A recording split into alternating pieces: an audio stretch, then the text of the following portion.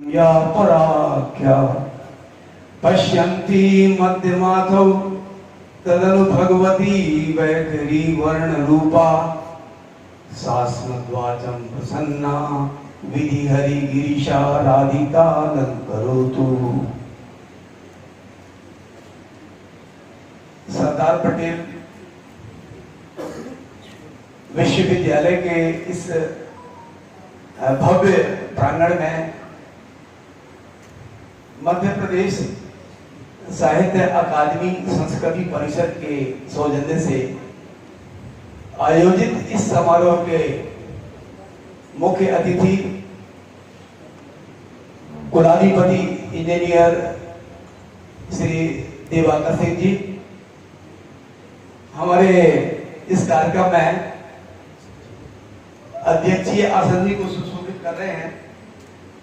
यहाँ के कुलगुरु विप्लव पाल जी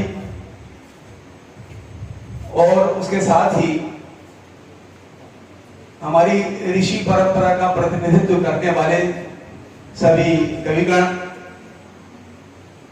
देवी भागवत में एक श्लोक मिलता है, नान ऋषि कुरुते काव्यम। 6वें स्कंद में 10वें अध्याय का ये 43वां श्लोक है, नान ऋषि कुरुते काव्यम। कि जो ऋषि नहीं है वो काव्य रचना नहीं कर सकता। पूर्व जन्म में जो ऋषि थे, योगी थे, जब उनकी तपस्या या उनकी साधना किन्हीं कारणों से खंडित हो जाती है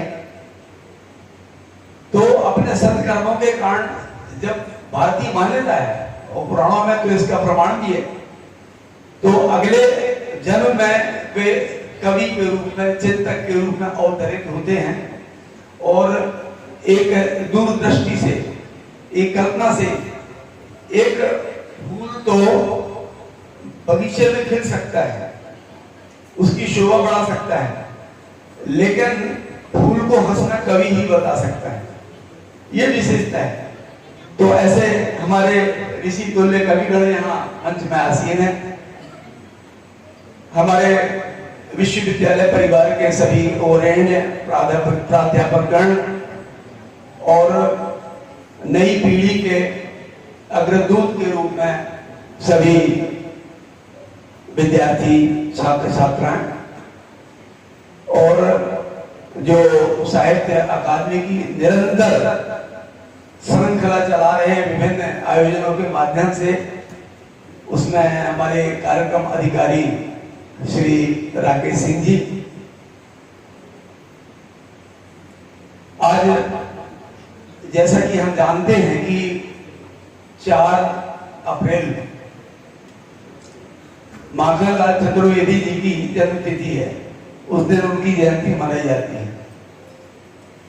जवाहरलाल नेहरू जिस साल पैदा हुए थे 1889, 1889, उसी साल में इनका माखनलाल चतुर्वेदी जी का भी जन्म हुआ था, 1889। उस हिसाब से हम यहाँ पर 134वीं जयंती आज मनाने के लिए एकत्र हुए हैं। जब मैं कुछ विचार व्यक्त करने के लिए मना स्थिति बना रहा था तो मुझे सामने विद्यार्थियों का ये समूह बड़े उत्सुकता के साथ में, कोई जम्हाई लेते हुए, कोई उत्सुकता से सुनते हुए, कोई व्यग्रता दिखाते हुए मैं देख रहा था। तो मुझे अपने महाविद्यालय के समय के, स्कूल के समय के वो दिन याद आ रहे हैं कि जब हम ऐसे ही कार्यक्रम में उपस्थित होते थे और किसी वक्ता को बुलाया जाता था तो लगता था कि यह वक्ता कब अपनी वाणी को विराम दें, कब अपनी बात खत्म करें और हम फ्री हो जाएं। तो मुझे उनके इस मनोभावों की चिंता है। आप ये न समझें कि मैं आपकी इस स्थिति से अवगत नहीं हूं, लेकिन जीवन में अगर सफलता प्राप्त करनी है तो गंभीरता होना जरूरी है। 5 S, सिंसियरिटी, सोशल और इसके साथ में स्पिरिचुअल भी एक उसका तत्व है, आध्यात्मिक होना, गंभीरता होना, तो थोड़ा सा आप लोग सह सकते हैं। कहा जाता है कि काव्य कला संगीत न होते, काव्य कला संगीत न होते, करुणा में यदि सृष्टि न होती, धरती पर यदि अश्रु न होते, नभ से जीवन वृष्टि न होती, और सदस्य सुंदर उस दिन जन्मे, उस दिन रस की धार बही, वाल्मीकि के प्राण चीर जब छंदों में रसधार बही।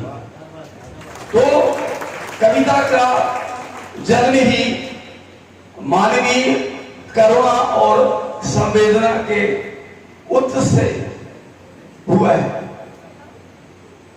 एक हमारे यूनान के प्रसिद्ध दार्शनिक हुए हैं, हमारे राजेश भाई जानते हैं अच्छी तरह से, अरस्तु। उन्होंने एक विरेचन का सिद्धांत स्थापित किया है।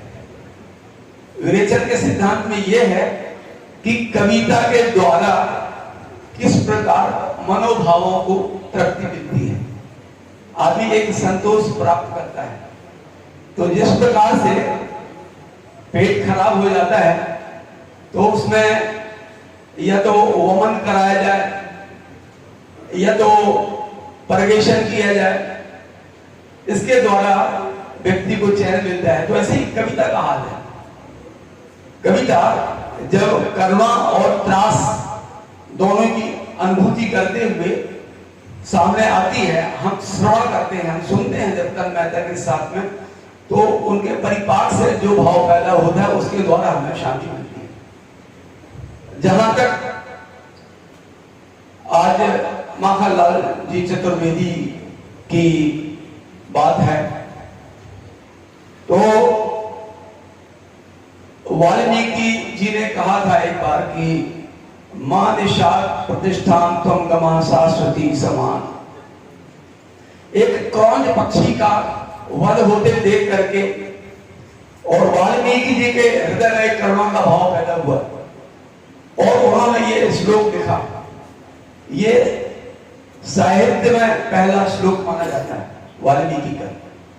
तब से लेकर जो कविता की धारा प्रवाहित होती रही, तो हिंदी में कभी आदिकाल से होकर के भक्ति काल, रीति काल, आधुनिक काल में प्रवेश करती है।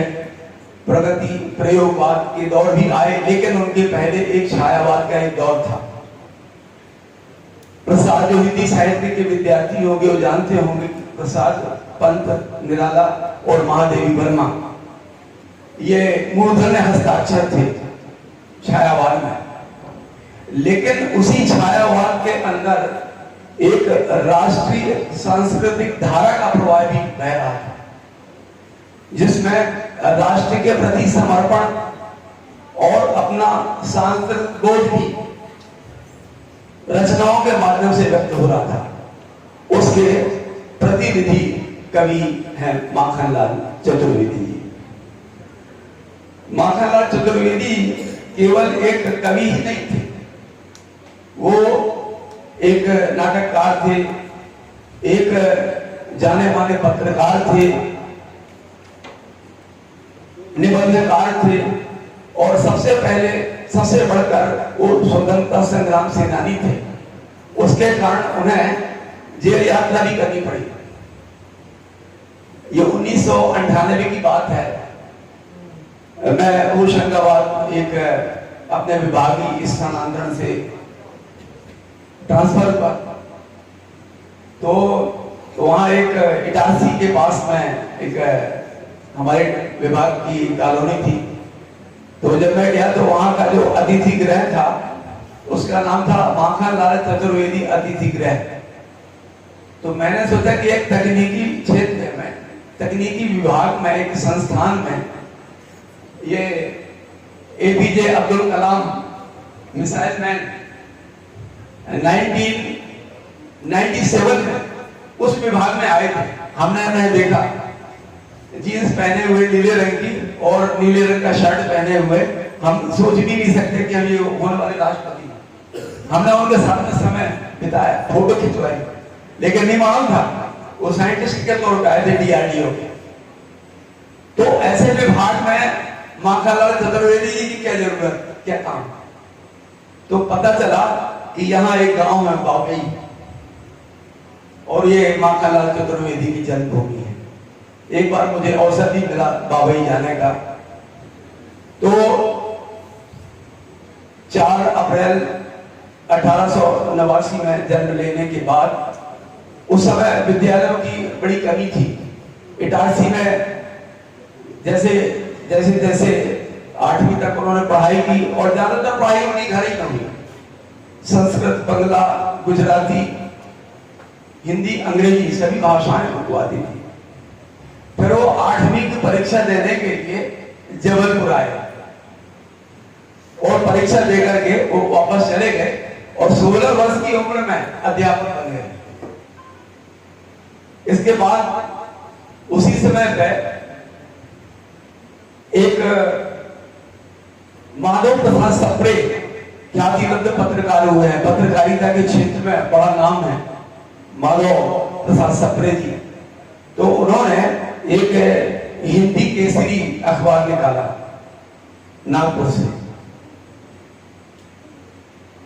ये बात है 1807 की। इसका मतलब कि 7 और 11, 18 साल के थे उस समय माखनलाल चतुर्वेदी जी। तो 19 साल की उम्र में उन्होंने एक लेख लिखा कि भारतीय स्वतंत्रता आंदोलन में हिंदी की क्या भूमिका है। इस विषय पर जब लेख लिखा तो बहुत प्रसिद्ध हुआ। उन्हें स्वर्ण पदक देकर सम्मानित भी किया गया। उस समय पढ़ाते थे वो, 19 वर्ष के थे, और खंडवा में पढ़ाते थे। उनकी नौकरी खंडवा में थी लगी। लेकिन यही एक ऐसा माध्यम था कि माधव प्रसाद सप्रे के वो संपर्क में आए। उसे 7 साल बाद, मतलब 1915 में एक बार सप्रे जी खंडवा गए, तो वहां पर माखनलाल चतुर्वेदी से मिले। बोले, माखन, मैं एक मध्य प्रदेश के लिए हिंदी के काम के लिए एक बली चाहता हूं।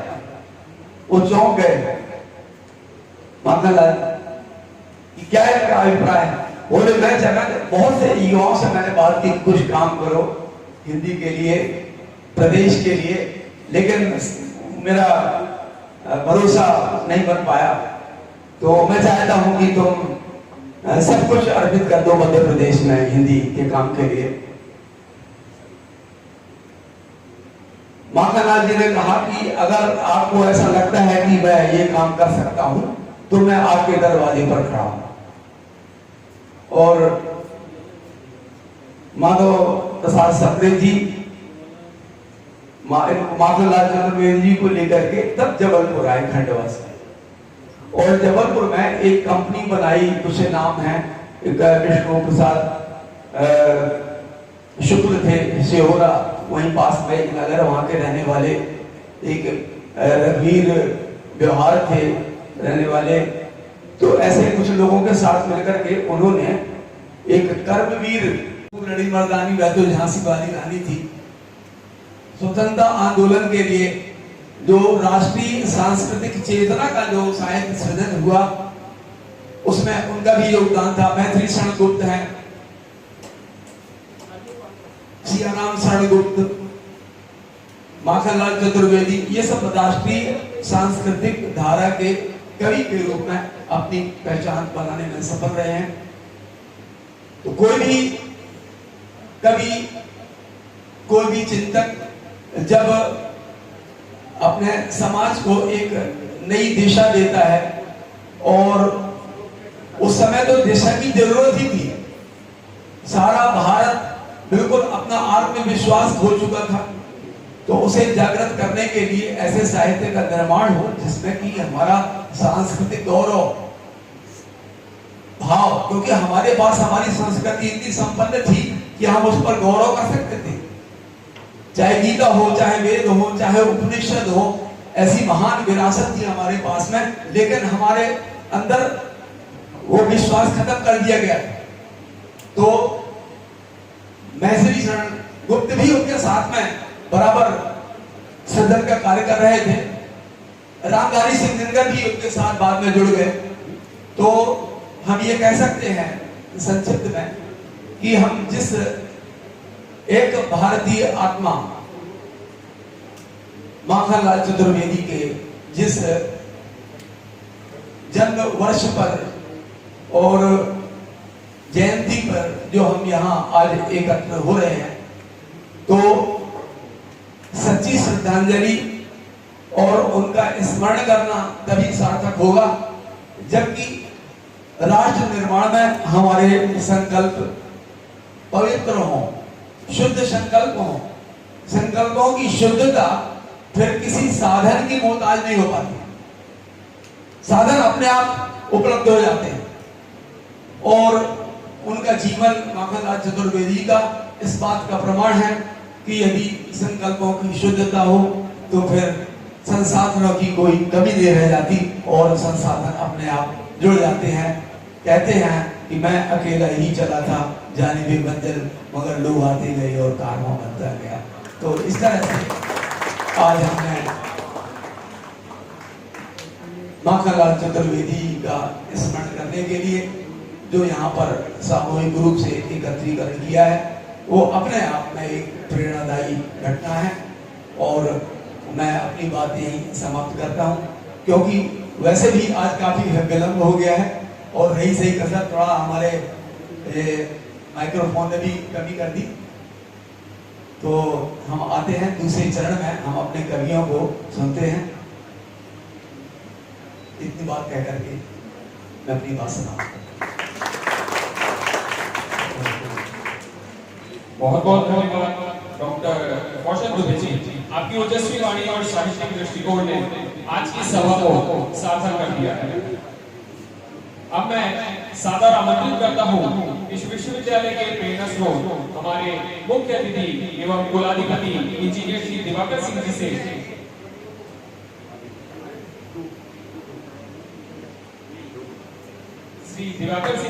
वे मंच पर आकर एवं अपने उद्बोधन से हमें सभी को दिशा बताना।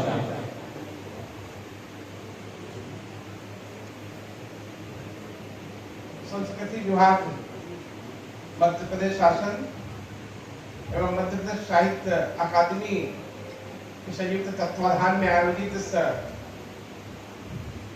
राष्ट्र कवि पंडित माखनलाल चतुर्वेदी जी के पुण्य स्मृति में आयोजित इस काव्यांजलि कार्यक्रम में हमारे बीच में उपस्थित आदरणीय श्री कौशल द्विवेदी और हमारे स्थानीय संयोजक आदरणीय श्री राजेंद्र शुक्ला जी, विभिन्न शहरों से आए आज इस विश्वविद्यालय परिसर में सम्मानित कविगण, मैं सरदार पटेल विश्वविद्यालय परिवार की ओर से आप सभी का हार्दिक स्वागत करता हूं, अभिनंदन करता हूं।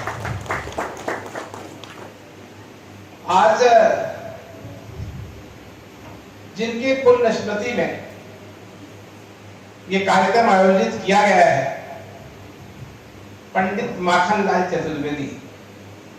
पंडित माखनलाल चतुर्वेदी एक ऐसा नाम है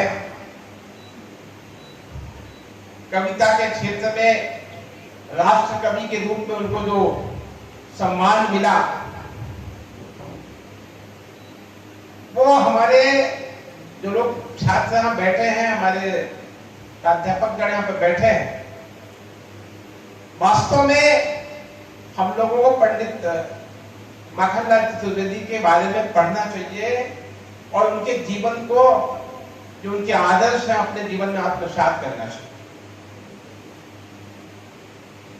एक छोटी सी बात, पंडित माखनलाल चतुर्वेदी ने जो कविता उसमें की अभिलाषा, हम लोगों ने शायद पढ़ी है, उससे बहुत कम लोगों को शायद याद होगी। कब लिखी थी एक कविता? उन्होंने तब लिखी जब वो जेल में बंद थे।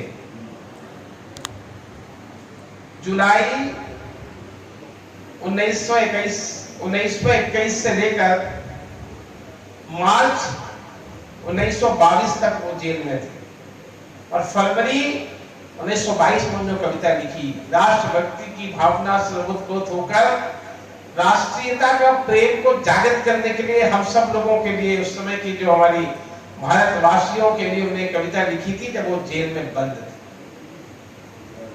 इसका मतलब यह है कि आप उस विचारधारा को समझिए, उसको समझने का प्रयास कीजिए कि जेल में रहकर भी पंडित जी ने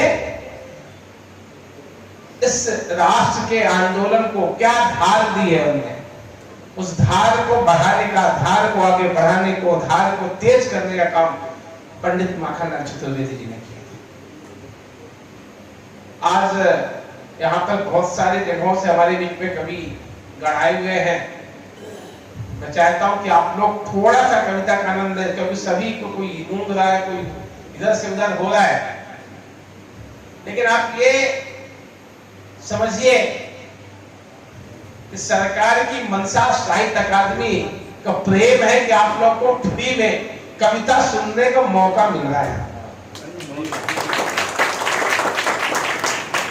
नहीं तो फिर कवि सम्मेलन आयोजित करने के लिए इतनी विभूतियां एक साथ यहाँ पर बैठने को मिलेगी नहीं आपको, और अगर मिलेगी भी तो थोड़े पैसे खर्च करने पड़ेंगे। क्यों? सही बोल रहा हूं? मुझे नहीं आता है। तो ये आपका सौभाग्य है कि आपको पंडित माखनलाल चतुर्वेदी की पुण्य स्मृति में आयोजित इस कार्यक्रम में एक जोरदार कवि सम्मेलन को सुनने का मौका आप लोग को मिल रहा है। मैं चाहूंगा कि हमारे जो हास्य कवि हैं, वीर रस के कवि हैं, सभी का थोड़ा थोड़ा सा इनको मौका मिल जाए सुनने का, तो मेरे को लगता है कि इनकी जो ऊँग रहे उनमें थोड़ी सी जागृति आ जाएगी। आप सभी का पुनः विश्वविद्यालय परिवार की ओर से बहुत बहुत स्वागत करता हूँ, अभिनंदन करता हूँ। धन्यवाद। जय हिंद, जय भारत। बहुत बहुत धन्यवाद सर, आपके प्रेरणादायक विचार अवश्य हम सभी के लिए मार्गदर्शक साबित होंगे। अब हम बढ़ रहे हैं उस बहुप्रतीक्षित चरण की ओर जिसका इंतजार हम सभी साहित्य प्रेमियों को है, अखिल भारतीय कवि सम्मेलन। यह वह क्षण है जब शब्दों की नर्म हथेलियों पर संवेदना उतरती है, हास्य की धार पर व्यंग्य मुस्कुराता है और प्रेम की अनुभूति कविता बनकर हृदय में उतरती है। आज के इस कवि सम्मेलन में पधारे हैं भारत के विभिन्न अंचलों से साहित्य के साधक, भावनाओं के चुनेरे। अब मैं इस गरिमामय कार्यक्रम को आगे बढ़ाने हेतु मंच सौंपना चाहता हूँ। इस आयोजन के सूत्रधार जिले के प्रतिष्ठित साहित्यकार, हिंदी साहित्य भारती के प्रदेश अध्यक्ष, सहमत संस्था के अध्यक्ष, आयोजन के संयोजक श्री राजेंद्र शुक्ल जी को। राजेंद्र शुक्ल जी ने इस संपूर्ण आयोजन की परिकल्पना, संयोजन और संचालन में जो निष्ठा और समर्पण दिखाया है वह निसंदेह सराहनीय है।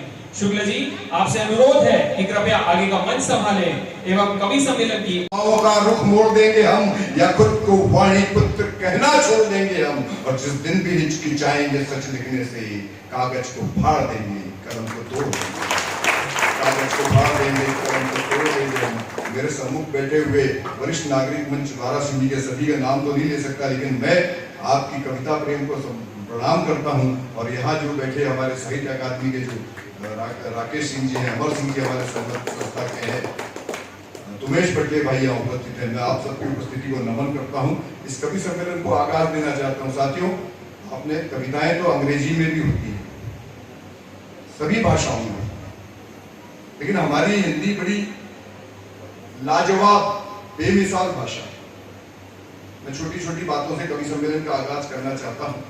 दिवाकर जी, बड़ी आप तो यूनिवर्सिटी चला रहे हैं, यहाँ विभिन्न विषय पढ़ाए जाते हैं, तकनीकी विद्यालय, महाविद्यालय भी है, मेडिकल की भी है, आयुर्वेद की भी पढ़ाई हो रही है, बीएड बीएससी की भी पढ़ाई हो रही है।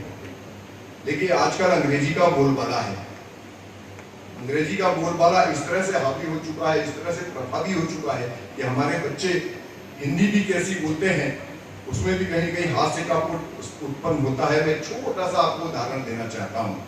मैंने यहाँ आते आते बच्चे से पूछा रास्ते में, बालाघाट में जब हम यहाँ आ रहे थे सरदार पटेल में, मैंने कहाँ पढ़ते हो? तो बोला मैं IIT मुंबई में पढ़ता हूँ। अच्छा, IIT का फुल फॉर्म क्या होता है, हिंदी में क्या कहते हैं? तो उसके जवाब को सुनकर मैं भी अचंभित रह गया कि हिंदी को लोग ऐसा भी कह सकते हैं हिंदी में। मैंने पूछा कहां पढ़ते हो? तो IIT में। हिंदी में क्या कहते हैं IIT को? उसका जवाब सुने और तालियां उठाएं अपनी, क्या कहते हैं हिंदी में IIT को? तो कहता है नेत्र नेत्र चाय।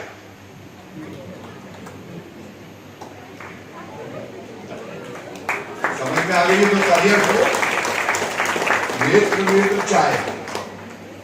तो हम हिंदी के ऐसे ट्रांसलेशन, हम ऐसे अनुवाद करने वाले नहीं, हम हिंदी की सरल भाषा में आप तक कविताएं पहुंचाएंगे। लेकिन कभी कभी बड़ी अमर सिंह जी बड़ी विडंबना उत्पन्न कर देती है हिंदी। हम शुद्ध हिंदी बोलने जाते हैं, लेकिन हमारे उमेश भाई चले गए बैंक, इन्होंने अपने मकान के लिए लोन लिया था। इनका जैसे ही लोन स्वीकृत हुआ, इनको चेक मिला, इन्होंने बैंक मैनेजर से कहा मैं ये आपका ऋण कभी नहीं चुका पाऊंगा। बैंक मैनेजर ने चेक वापस दिया, बोला आप घर जाइए। भी विडंबना उत्पन्न हो जाती है कभी कभी। तो साथियों, हिंदी एक निश्चित रूप से हमारे मनोविनोद की भाषा है। अंदर से प्रसन्न होते हैं तो हिंदी में होते हैं, हम जब बहुत तिरेक में होते हैं तो हिंदी में हमारे शब्द निकलते हैं। हम भले ही किसी माध्यम में, हम किसी भाषा के विरोधी नहीं, लेकिन हमारी हिंदी एक ऐसी भाषा है जो हमको आपस में जोड़ती है। ये पूरब से पश्चिम को, उत्तर से दक्षिण को जोड़ने वाली भाषा है। हम इस हिंदी में कहीं इसी हिंदी के माध्यम से हमने न जाने कितने ग्रंथ रचे हैं, संस्कृत से होते हुए, पाली प्राकृत होते हुए आज हिंदी यहाँ तक पहुंची है कि कविताओं के माध्यम से भी संदेश देती है, चाहे कोई भी विधा हो। मैं ज्यादा समय नहीं लूंगा। कवि सम्मेलन अगर आप लोग सुनने की मानसिकता में आ गए तो एक बार अपनी तालियां उठाएं ताकि मैं इस कवि सम्मेलन का आगाज करूं। और मां वीणा पाणी जिसकी आराधना के बगैर, साधना के बगैर कवि सम्मेलन अधूरा होता है।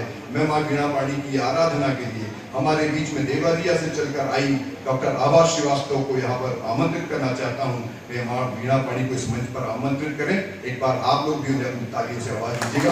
डॉक्टर आभा,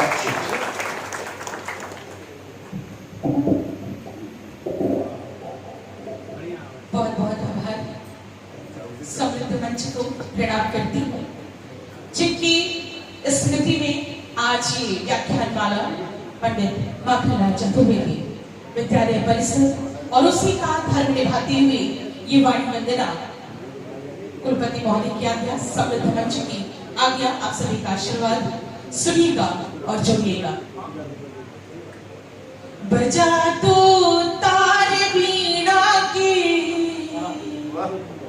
बजा दो तार वीणा के, हृदय झंकार से भर दो।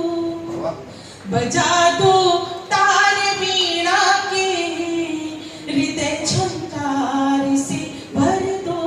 हमारे हाथ खाली हैं, हमारे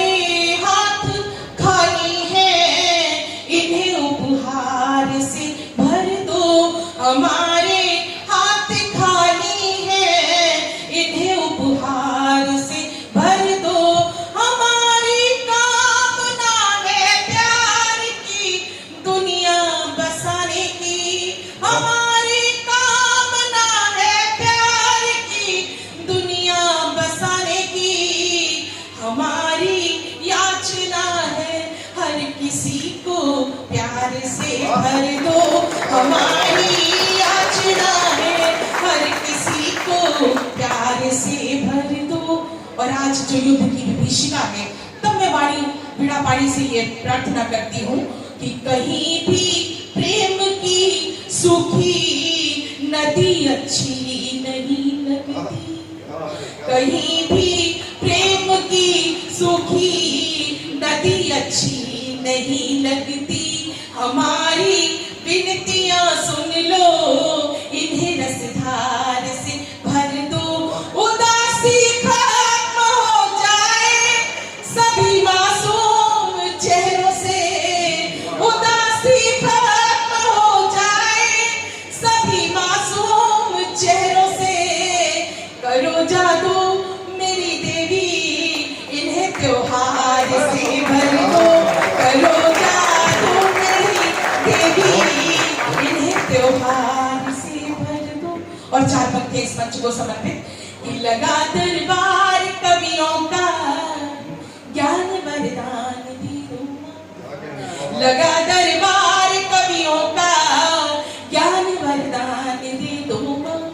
सभी डूबे इसी रस में, जरा सा ध्यान दे दो माँ। जिए इस देश की खातिर, मरे इस देश की खातिर, जिए इस देश की खातिर, मरे इस देश की खातिर। तिरंगा हो कफन मेरा, तिरंगा हो कफन मेरा, यही सम्मान दे दो माँ। तिरंगा हो कफन मेरा, यही सम्मान दे दो माँ। बहुत बहुत आभार।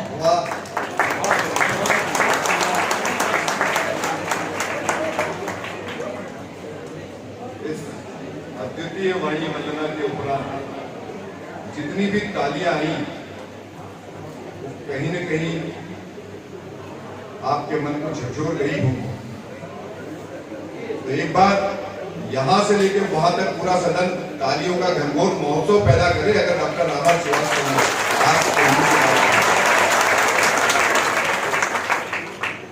देखो साथियों, एक बात और ध्यान रखिएगा, उगाना हो फसल बेहतर। यहाँ बहुत सारे ग्रामीण परिवेश से भी बच्चे आते हैं, तो आप ये बात अच्छी तरह से जानते हैं कि उगाना हो फसल बेहतर, जरा सी खाद दे देना जरूरी है ना। उगाना हो फसल बेहतर, जरा सी खाद दे देना। तुम्हारे बीच आए हैं, जरा सी शाद दे देना। शाद यानी खुशी होती है। तुम्हारे बीच आए हैं, जरा सी शाद दे देना।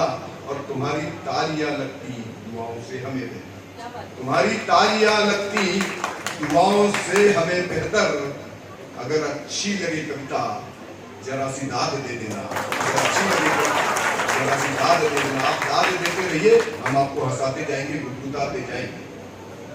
देखिए, माँ मीणा पाणी की वंदना हुई। माँ मीणा पाणी को मैं भी अपनी 4 पंक्तियों से आमंत्रित करता हूँ। इस मंच पर विराजमान हो गई है। मैं शब्द पुष्प अर्पित करता हूँ कि चित्र सारे विचित्र हो गए। माँ की महिमा क्या होती है। माँ मीणा पाणी जब आ जाती है तो हम निर्भय होकर किसी भी मंच पर और अपनी निर्भीक रूप से अपनी बातें रखते हैं। क्यों रख पाते हैं? क्योंकि माँ वाणी का हमारे ऊपर आशीर्वाद है। क्यों आशीर्वाद है? क्यों कह पाते हैं कि चित्र सारे विचित्र हो गए। सुनना आखिरी तक बच्चों, आप लोगों के लिए भी है। जब आप अध्ययन करेंगे तो आपके अंदर एक मनोबल आपका बढ़ेगा। चित्र सारे विचित्र हो गए, रिश्ते सारे पवित्र हो गए।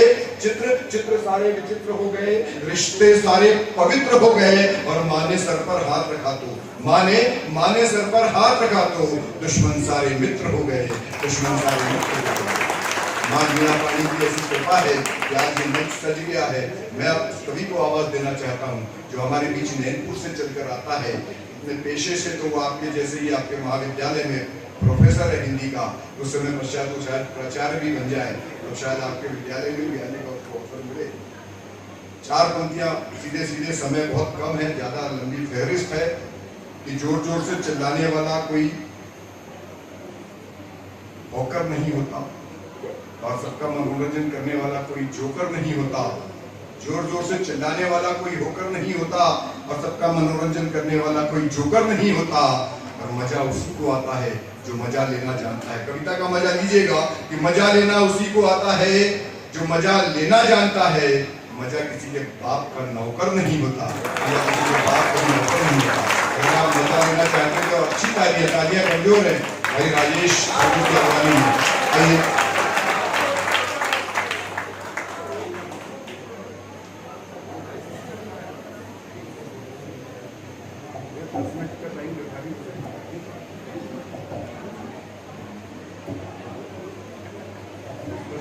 धन्यवाद सहज जी। मंचासीन तमाम अतिथिगण को प्रणाम करता हूं। एक भारतीय आत्मा माखनलाल चतुर्वेदी जिनकी स्मृति में यह आयोजन किया जा रहा है, उनको नमन करता हूं। सभागार में उपस्थित तमाम प्रबुद्ध बुद्धिजीवी श्रोताओं की गरिमामयी उपस्थिति को प्रणाम करता हूं। माखनलाल चतुर्वेदी जी की रचना पुष्प की अभिलाषा आपने पढ़ा भी, सुना भी। अब आज के युग में छात्र की भी अभिलाषा हो सकती है और आज के युग की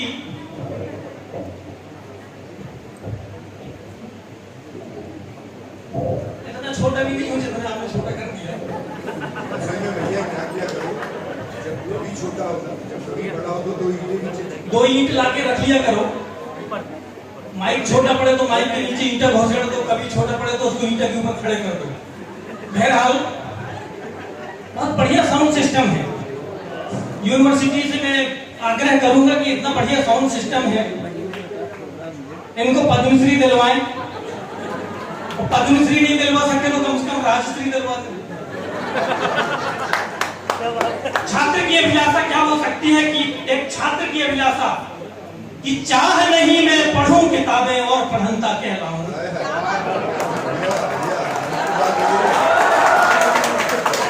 चाह नहीं मैं पढ़ूं किताबें और पढ़ंता कहलाऊं, चाह नहीं मैं रटूं नोटबुक और रटंता कहलाऊं।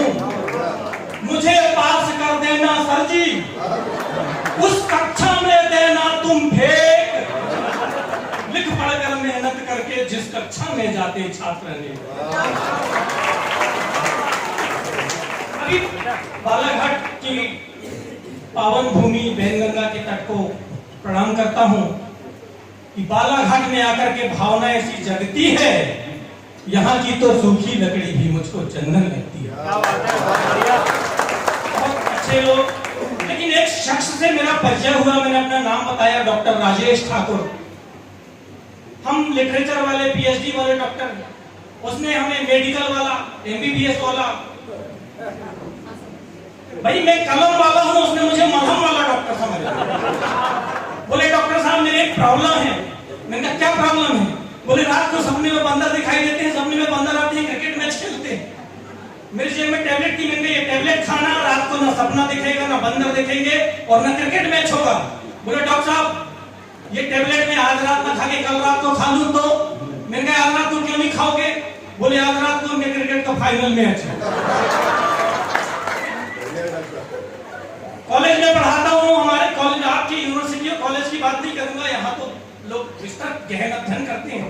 अगर आप जैसा प्रोफेसर, लेकिन लेकिन हमारे कॉलेज में 20 क्वेश्चन नाम की पतली सी गाइड ले आते हैं। वो बोलते हैं सर 20 क्वेश्चन में से 5 क्वेश्चन की गेसिंग बता दो और चरण छूते हैं, और जिनका आचरण संदिग्ध होता है वो सबसे ज्यादा चरण छूते हैं। वो कहते हैं उसकी वजह है कि गुरु गोविंद दो खड़े गुरु के लागू पाए, बलिहारी गुरु आपने जो गेसिंग की वो बताया।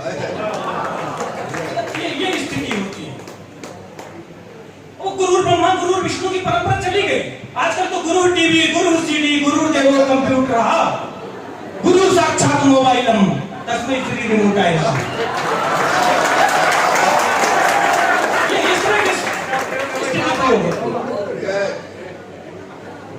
प्रिंसिपल साहब क्लास में आए, बोले बच्चों दिल लगा के पढ़ाई करो, दिल लगा के पढ़ाई करो। एक बोला दिल लगाने के बाद पढ़ाई होती कहाँ है? बोले बच्चों सच्चे मन से सच्चे दिल से जो भी मांगो वो मुराद जरूर पूरी होती है। सच्चे दिल से सच्चे मन से जो भी मुराद मांगो वो जरूर पूरी होती है। एक बोला रहने दो सर, ऐसा होने लगता तो आज आप हमारे सर जी नहीं बल्कि ससुर जी होते।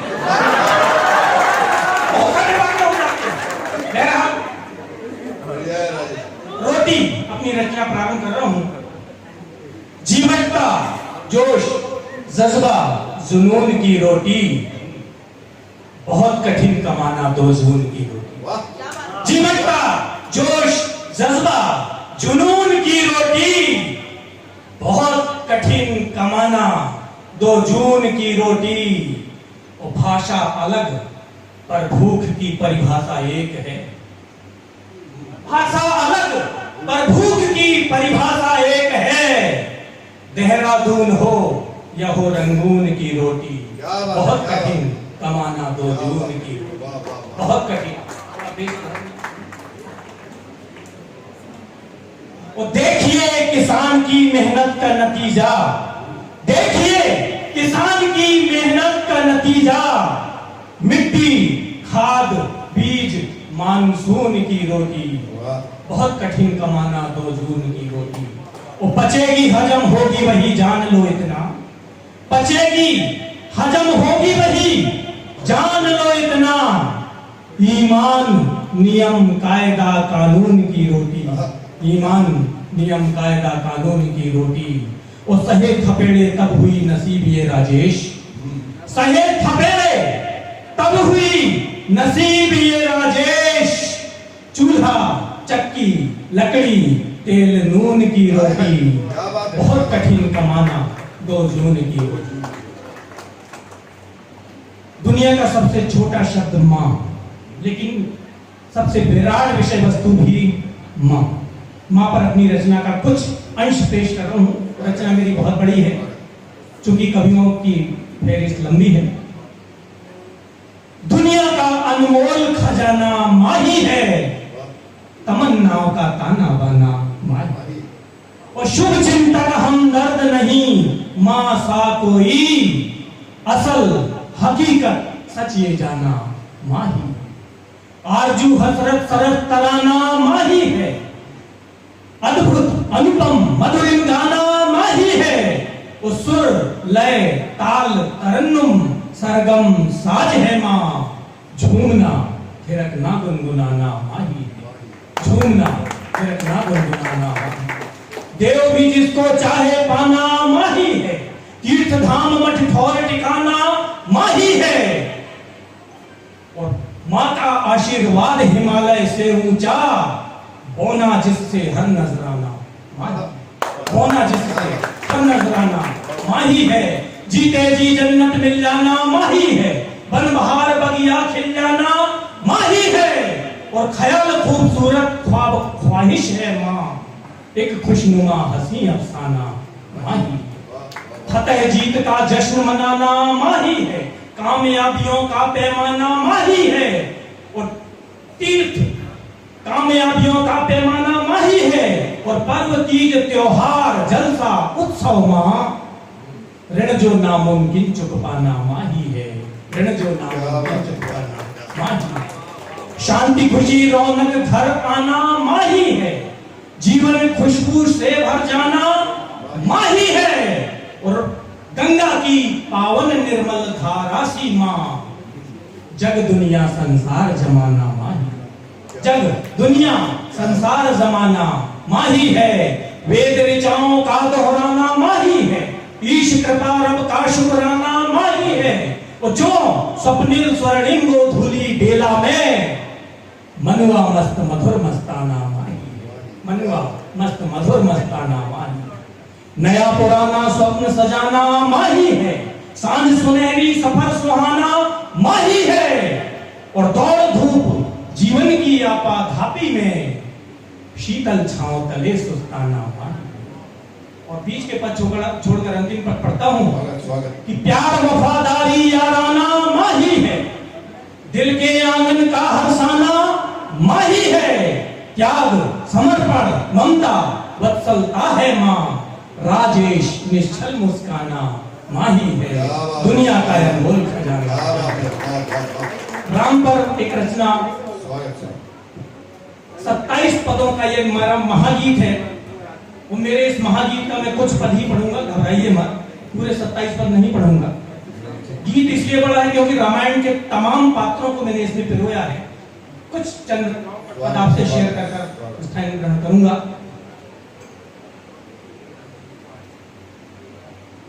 राम के विमर्श में भी राम का आलाप है, राम के आदर्श में ही राम का प्रताप है। राम के उत्कर्ष में भी राम जी का जाप है, राम के निष्कर्ष में ही राम जी की थाप है। भव्यता को त्याग राम जी तपस्वी हो गए, दिव्यता को प्राप्त राम जी यशस्वी हो गए।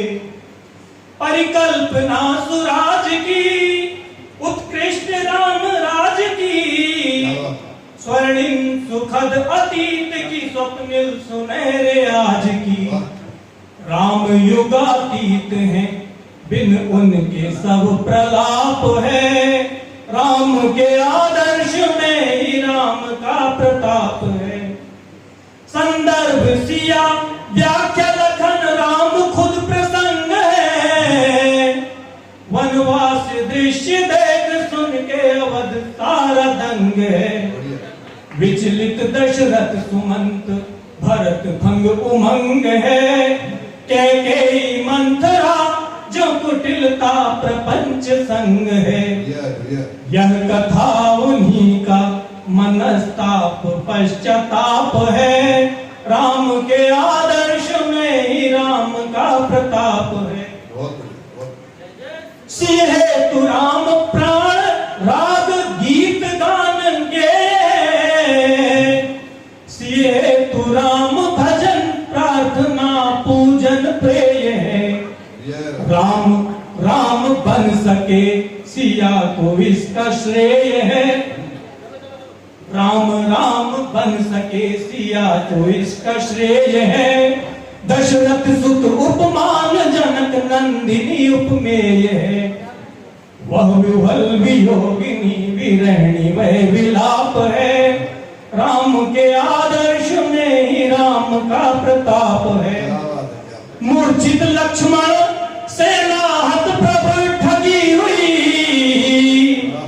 संचेत न संजीवनी संवेग समसगी सुई। भावुक अवाक सेना राम रंग में रंगी हुई। वानर सेना श्रीलंका की ओर जाते हुए। भावुक अवाक सेना राम रंग में रंगी हुई। जानकी को पाने बाजी जानकी लगी हुई। जानकी को पाने बाजी जानकी लगी हुई। निश्चिंत जामवंत राम का अजेय चाप है।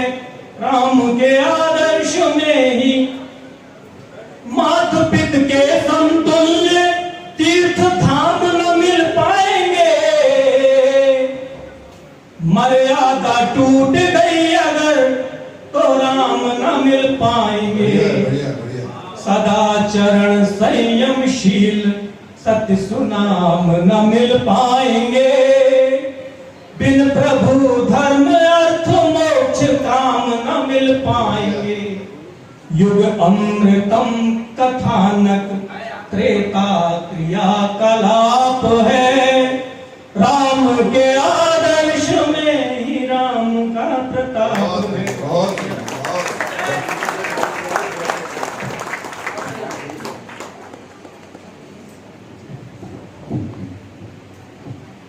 ये थे डॉक्टर राजेश ठाकुर।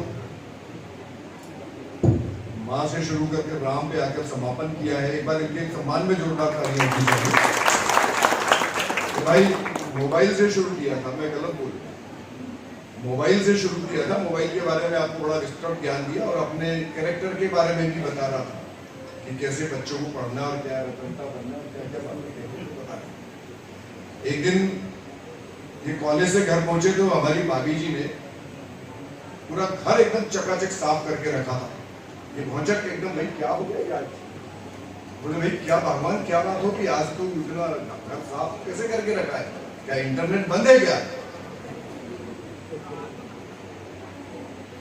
मोबाइल की जो महिमा जानते ही, मोबाइल है हाथ में तो कहाँ सफाई और कहाँ ये। तो बोले क्यों, क्या आज इंटरनेट बंद है क्या? और अगर भाभी जी का जवाब आपको पसंद आए तो तालियां जरूर उठाइए, लेकिन चिंतन करिए कि हम किस ओर जा रहे हैं। मैं कहना चाहता हूँ, पूछा इन्होंने कि क्या भगवान आज के घर में इंटरनेट बंद है क्या? भाभी ने कहा नहीं, आज मेरा मोबाइल गुम गया था, उसको ढूंढने के चक्कर में पूरे घर की सफाई करनी। ये मोबाइल का हमारे जीवन में महत्व हो गया है। मोबाइल खो जाए तो हम पूरा घर साफ कर देंगे या पूरा संसार तहस नहस कर देंगे। ऐसे ही गूगल और इंटरनेट की स्थिति होगी। मतलब जी, एक बार गूगल से किसी ने पूछा कि अगर अचानक भगवान मेरे सामने आ जाए तो मैं उन्हें क्या कहूंगा? कि अचानक भगवान मेरे सामने आ जाए तो मैं क्या कहूंगा श्यामा जी? तो गूगल ने जो जवाब दिया उसको सुन के आनंद आ जाएगा आपको कि अगर अचानक भगवान मेरे सामने आ जाए तो क्या करूंगा? तो बोले भगवान अचानक आ जाए सामने तो पहले कंफर्म करना कि भगवान तेरे सामने आए कि तू भगवान के पास गया। बच्चों अगर समझ में आई तो तालियां बजाइए। ये हमारे इंटरनेट का दौर है, ये कमाल हो रहा है, हम कल्पनाओं में जी रहे हैं। खैर चलिए कवि सम्मेलन को आगे बढ़ाते हैं, हमारे सामने समय की सीमा है। मैं अगले कवि को, वो इसी आंगन की तुलसी है, हमारे बालाघाट से ही हमारे बीच में आया है, इसीलिए आप सबकी जिम्मेदारी बनती है, युवा कवि भी है, तो उसको ज़्यादा आप समय उसके लिए भी 5-7 मिनट का ही निर्धारित है, लेकिन उसको आपका आशीर्वाद ज़्यादा मिलना चाहिए। मैं भी पहली बार ही सुनूंगा और मैं पूरा अपना आशीर्वाद उसके ऊपर उड़ेलूंगा, इसलिए आप लोग बिना भूमिका के मैं उसको आमंत्रित करना चाहता हूं। उसकी भूमिका में आपकी घनघोर तालियां मिलनी चाहिए। भाई रजत उजाड़े यहाँ आए और अपना काम करते हैं।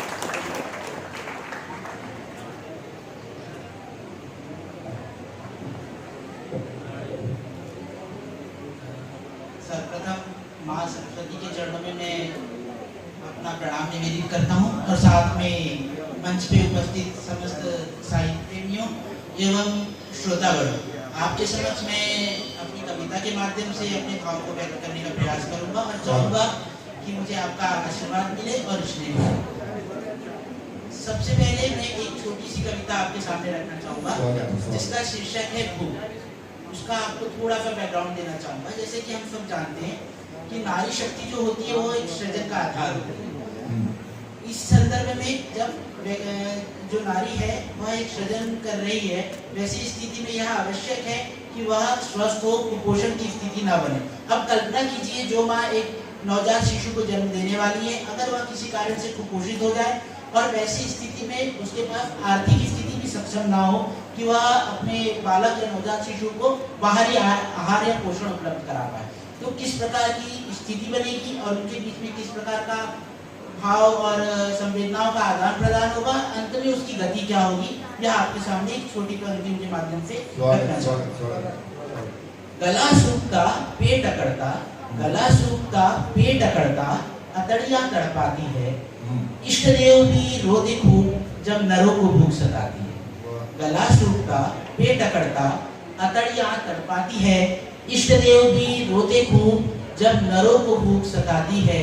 नवजात शिशु की भूख देख जननी टप टप नीर बहाती है, खाली बोतल मुंह में देकर, खाली बोतल मुंह में देकर एक ढाढ़स उसे बढ़ाती है, खाली बोतल मुंह में देकर एक ढाढ़स उसे बढ़ाती है। अब आपने एक चीज देखा होगा, नवजात शिशु का स्वभाव होता है, अगर उसके मुंह में हम देखते हैं तो उसे चूसने का प्रयास करता है, तो खाली बोतल मुंह में देकर एक ढाढ़स उसे बताती है। नवजात शिशु भी परिपक्वता का व्यवहार तब माँ को दिखलाता है, नवजात शिशु भी परिपक्वता का व्यवहार तब माँ को दिखलाता है, खाली बोतल में ही मुंह चलाकर सांत्वना का आभास उसे कराता है। पर संवेदनाओं की यह पहर तब बहुत छोटी नजर से आती है जब भूख इस संसार में मृत्यु से महंगी हो जाती है, जब भूख इस संसार में मृत्यु से महंगी हो जाती है। इसके पश्चात एक और छोटी कविता है। हमने सबने देखे हैं कि सर्जिकल स्ट्राइक से सभी आप लोग मतलब परिचित होंगे। वो एक शौर्य का विषय था, जब किसी हमारे जब सैनिकों के ऊपर किस प्रकार का हमला होता है तो प्रतिक्रिया स्वरूप किस प्रकार भारत अपना उत्तर देता है या प्रत्युत्तर देता है, उसकी एक प्रतिक्रिया हमने सर्जिकल स्ट्राइक के रूप में दी थी। तो मैं उसको आपके सामने, तो जब ऐसी कोई प्रतिक्रिया होती है तो हर भारतवासी के मन में एक उत्साह और उमंग जागती है। उसी प्रकार से मेरे मन में भी उत्साह उमंग जगी, जब मुझे लगा कि कुछ लिखना चाहिए तो ये कुछ पंक्तियां उस समय रचित किया था। तो ये कुछ इस प्रकार है। कुछ लिखने का फिर मन है आज, कुछ लिखने का फिर मन है आज, कुछ लिखने का फिर मन है आज, कुछ लिखने का फिर मन है आज। मन में है तिरंगे का राज, दिखा दिया सिपाहियों ने उनके गढ़ में घुस के अपना साहस। बता दो उनको दोस्तों ये तो है बस एक आगाज, कुछ लिखने का फिर मन है आज, कुछ लिखने का फिर मन है आज। कूटनीति विदेश नीति सब में बेहतर तुझसे आज है, कूटनीति विदेश नीति सब में बेहतर तुझसे आज है। तेरे किसी भी भय से न डगमगाएगा ये ताज है। छोड़ दे कश्मीर के बारे में सोचना ए नवाज। उस समय की परिस्थिति में नवाज शरीफ चूंकि प्रधानमंत्री थे तो उन्हें कोट करते हुए, छोड़ दे कश्मीर के बारे में सोचना ए नवाज, तू जानता, छोड़ दे कश्मीर के बारे में सोचना ए नवाज, तुझमें स्वीकारने की भी हिम्मत नहीं, मारा किसे है हमने आज। कुछ लिखने का फिर मन है आज, कुछ लिखने का फिर मन है। अब देखिएगा भारत की भौगोलिक परिस्थिति भी हमारा सपोर्ट करती है, उस आधार पे लिखा है नदी नाले साथ हमारे है पहाड़, नदी नाले साथ हमारे है पहाड़, विश्व समुदाय भी साथ में तैयार है भरने को दहाड़, बस एक दो उम्मीद के तू गुनगुनाता गीत आज, कुछ लिखने का फिर मैंने आज, कुछ लिखने का फिर मैंने आज। अगली पंक्तियां हैं, तू न समझा, हमें वह कई बार बोलते रहते हैं कि हमारे कश्मीर में हम मानव अधिकारों का हनन कर रहे हैं या ऐसी स्थिति उत्पन्न कर रहे हैं, तो उसका जवाब है तू न समझा आज हमें क्या होते हैं मानव अधिकार, तू न समझा आज हमें क्या होते हैं मानव अधिकार, देख ले खुद के घर में फिर करना दूसरों पे वार, नियत तो तेरी अच्छे से जानते हैं मैं आज, कुछ लिखने का फिर मैंने आज, कुछ लिखने का फिर मैंने आज। अब भारतीय होने के नाते हम पड़ोसियों के साथ कैसे संबंध रखना चाहते हैं? हम चाहते हैं कि तनावपूर्ण संबंध ना हो, एक ऐसी स्थिति बनी कि वह भी देश प्रगति करे, भारत भी प्रगति करे, हम दोनों अपने अपने स्तर पर प्रगति करना चाहते हैं। लेकिन परेशानी कहाँ आती है? तू समझता है हमारी विवेकशीलता को उदासीनता, तू समझता है हमारी विवेकशीलता को उदासीनता, चूंकि तू जानता नहीं क्या होती है पड़ोसियों में घनिष्ठता, तू समझता है हमारी विवेकशीलता को उदासीनता, चूंकि तू जानता नहीं क्या होती है पड़ोसियों में घनिष्ठता, हकदार है तू आज हमारे आक्रमण रूपी काज का, दिखा दिया है आज हमने दर्पण तुझे भारत रूपी समाज का, यही लिखने का मन था आज, यही लिखने का मन था।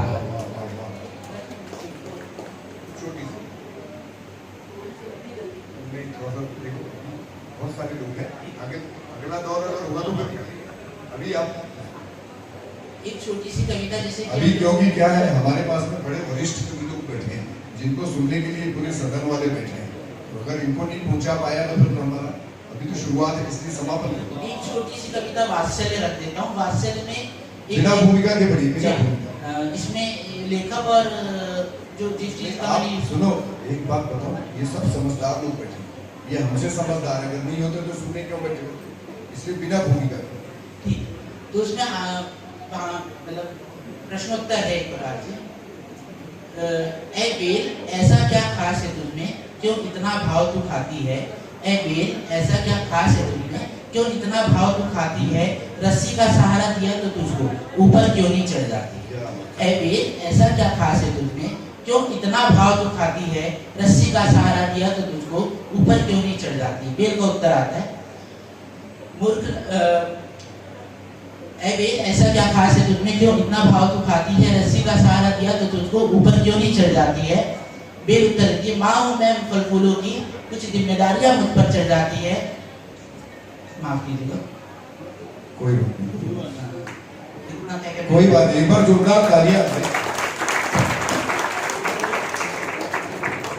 मंच पर आकर अपनी रचनाओं का पाठ करना छोटी मोटी बात नहीं होती, लेकिन मैंने एक बात और कही है कि आप समझ सकते हैं कि एक नया कवि जब नवोदित कवि सामने आता है तो उसके मन में कई भाव होते हैं, कौन सी रचना सुनाऊं, कौन सी पसंद आएगी। धीरे धीरे परिपक्व होगा तो निश्चित रूप से आपके बीच में एक बड़ा कवि बन के आएगा। इस मंच के माध्यम से मैं मुझे इसे यहाँ से आशीर्वाद देता हूँ और मेरी बात का समर्थन आप लोग करेंगे। मैंने इसलिए टोका क्योंकि निश्चित रूप से आप भी देख रहे होंगे बहुत बड़े बड़े महान हस्ताक्षर यहाँ पर बैठे हुए हैं, मैं उनको आमंत्रित नहीं करूंगा तो ये आपकी साधना व्यर्थ हो जाएगी। और एक कहावत है ना, कविता जैसा इसका भी भाव था, मैं उसको सीधे सरल शब्दों में कह दूं, एक गीत था कि जब तक ना पड़े आशिक की नजर दीदार अधूरा लगता है, तो कविता भी वैसी होती है, जब तक आप लोगों की तालियां ना मिले तो हम लोगों को कविता का पाठ अधूरा लगता है। जोरदार तालियां भाई, और मैं आमंत्रित करना चाहता हूँ। देखिए बड़ी विडंबना है साहब, महिलाओं के लिए बड़ी विडंबना है। हम लोग कितने भी बड़े हो जाए हमको तो पढ़ना पड़ता है उपाधियां लेने के लिए। नकुरे साहब भाई आप इंजीनियर हो,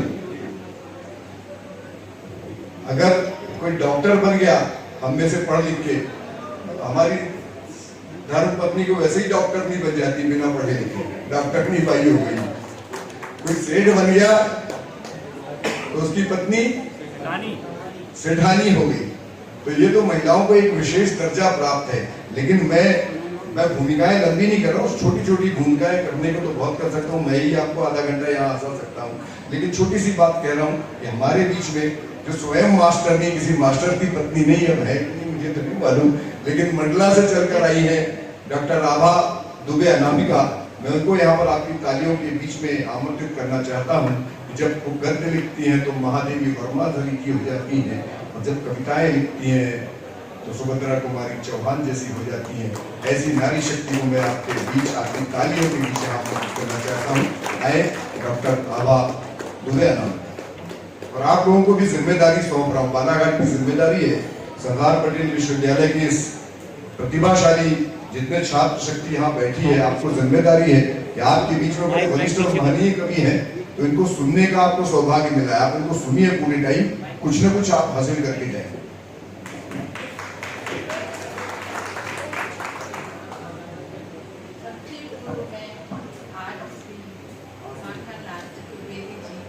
जिनकी स्मृति में हम सब यहाँ उपस्थित हुए हैं और सब प्रबुद्ध जनों का साथ हुआ है, नमन करते हुए ज़्यादा समय न लेते हुए मैं अपनी रचनाएं प्रस्तुत कर रही हूँ। सबसे पहले मैं आप लोगों के सामने एक आला छंद पेश कर रही हूँ। स्वागत। क्योंकि मैं चाहती हूँ हमारे साहित्य का बाकी रचनाओं के साथ साथ साहित्य की तरफ भी मैं आप लोगों का ध्यान आकर्षित कराऊं और बताऊं कि हमारे साहित्य में कितनी विधाएं हैं जो हमें जानना चाहिए और हमारे लिए कितनी जरूरी है। तो सबसे पहले मैं आप लोगों को आधा छंद प्रस्तुत कर रही हूँ। तीन ओर से मात नर्मदा कल कल करती बहती जाए, निर्मल धारा पतित पावनी, निर्मल धारा पतित पावनी, मंडलागढ़ की शान बढ़ाए। बरखाए इतराए भवानी, आंचल लहर लहर लहराए, सज बिरादरी घाट घाट में, सज बिरादरी घाट घाट में, मन उच्चारण रही सुनाए। उद्धारक माता जग जननी, चूर्णर मुनि रह शीश नवाए, कंकर कंकर शंकर तेरे, सब तीरथ रहे बसाए। एक बरस में एक दिवस को गंगा जी दर्शन को आए, प्रलय काल तुम विलय न होती, चाहे सब सृष्टि मिट जाए। रूप सुंदरी चंचल चितवन, जो देखे देखत रह जाए, जो भी माँ का सुमिरन करते, उनको देख कर डर जाए। विलासिनी बरस पावनी, मोक्ष प्रदाता माँ कहलाए। श्वेत वस्त्र धारण किए मैया, मगर पीठ पर बैठी जाए। देव मनुज सब नमन करत हैं, दर्शन से सब सुख मिल जाए। हर हर नर्मदे कहत भवानी, नर नारी मम भूलिया गाय। भूल चूक को क्षमा करो माँ, हम पर रहियो सदा सहाय। आपकी विनती सुन माता, तट पर रखियो सदा बसाए। विपत पड़े पर भूल न जइयो, सिर पर रखियो हाथ को आए। शरण पड़े की लज्जा रखियो, मेकल सुता भवानी माय। जो जन सुमरे तुम्हें भवानी, दैयो उनके कष्ट मिटाए। दीन तरफ से माते नर्मदा, कल कल करती बहती जाए। पतित पावनी माँ जग जननी। अब मैं आप लोग को समझ एक छोटी रचना और पढ़ी। माइक के पास का है।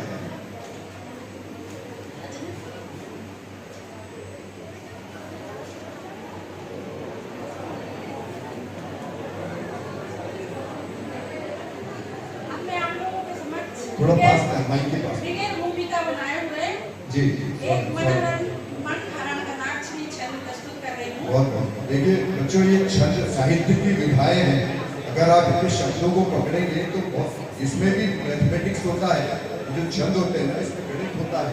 इसी दिन आपके विद्यालय में आके बताएंगे, अगर अवसर मिलेगा तो। बहुत अच्छे छंद होते हैं ये विषय, और ये हमारे मन को जागृत करते हैं। श्याम चित्त चोर को नवल किशोरी जी को देख रूप रस भरो, राधे राधे गाँव में करके सिंगार हार, देखू छवि वार वार मोहनी मुर मूर्तिया पे बलि बलि जाऊं मैं। श्याम चित्त चोर जी को नवल किशोर जी को देखो रूप रस भरो राधे राधे गाँव में। करके श्रृंगार हार देखूं छवि बार बार मोहनी मूर्तिया पे बलि बलि जाऊं मैं।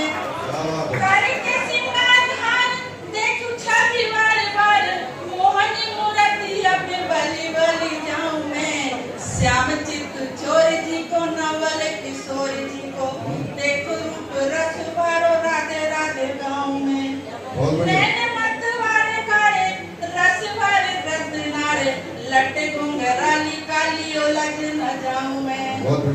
नैन मत वारे कारे रस भरे रत्न नारे लटे घुंघराली काली उलझ न जाऊं मैं। ऐसो रूप मनोहारी राधे संगे है बिहारी। ऐसो रूप मनोहारी राधे संगे है बिहारी। मन में बसाए फिरूं जित जित जाऊं मैं। श्याम चित्त चोर जी को नवल किशोर जी को देख रूप रस भरो राधे राधे गाऊं मैं। अंत में एक शेर प्रस्तुत करती हूँ। उतना ही देना प्रभु जितने में मुझे गुमान न हो। उतना ही देना मेरे प्रभु जितने में मुझे गुमान न हो। इंसानियत भी मुझ में रहे जिंदा और नियत भी बेईमान न हो।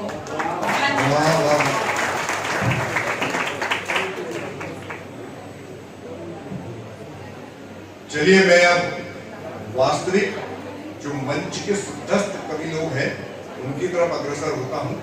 जो बच्चे पीछे बैठे हैं, अगर कुर्सियां खाली है तो यहाँ आ सकते हैं, क्योंकि अगर आप नहीं आए तो आपको अफसोस होगा। क्योंकि अब जिन कवियों को मैं बुला रहा हूँ निश्चित रूप से इस देश के ख्यातिमंत कवि, और इनको निश्चित रूप से सुनने में आनंद आएगा। दो पंक्तियां सिर्फ मैं मनोज मुंतशिर की पढ़ना चाहता हूँ इन बच्चों के लिए। अभी मैडम पढ़ रही थी, हम अपने लिए आपको देख के क्या महसूस करते हैं और आप तक पंक्तियां पहुंच जाए। पंक्तियां मेरी नहीं है, मनोज मुंतशिर की है, लेकिन आनंद आपको उतना ही आएगा जितना मनोज मुंतशिर सुनाएंगे। कि लपक के जलते थे, लपक के जलते थे शरारे जैसे थे। लपक के जलते थे शरारे जैसे थे और नए नए थे तो हम भी तुम्हारे जैसे थे। नए नए थे हम भी तुम्हारे जैसे थे। मैं समझ सकता हूँ आपकी व्यग्रता, आपको आपके मन की, आपके कोर्स की कविताएं चाहिए। मैं 4 पंक्तियों से आवाज दे रहा हूँ। प्रयागराज से पधारे हमारे मधुर गीतकार भाई शैलेंद्र मधुर जी को 4 पंक्तियां सीधे सीधे पढ़ता हूँ। मेरे साथ आप बोलेंगे, मैं गुनगुनाऊंगा नहीं, क्योंकि गुनगुनाने की जिम्मेदारी उन्हीं को दिया कि जीवन तुझ पे वार दिया है, तू कह दे या मैं कह दूं। जीवन तुझ पे वार दिया है, तू कह दे। उधर से आवाज आना चाहिए। जीवन तुझ पे वार दिया है, तू कह दे या मैं कह दूं। जन्मों का इकरार किया है, तू कह दे या तू कह दे या मैं कह दूं। और पूछ रही है दुनिया हमसे, पूछ रही है दुनिया हमसे इस रिश्ते का नाम सहज। पूछ रही है दुनिया हमसे इस रिश्ते का नाम सहज। हमने केवल प्यार किया है, तू कह दे या। बहुत बढ़िया। आइए शैलेंद्र।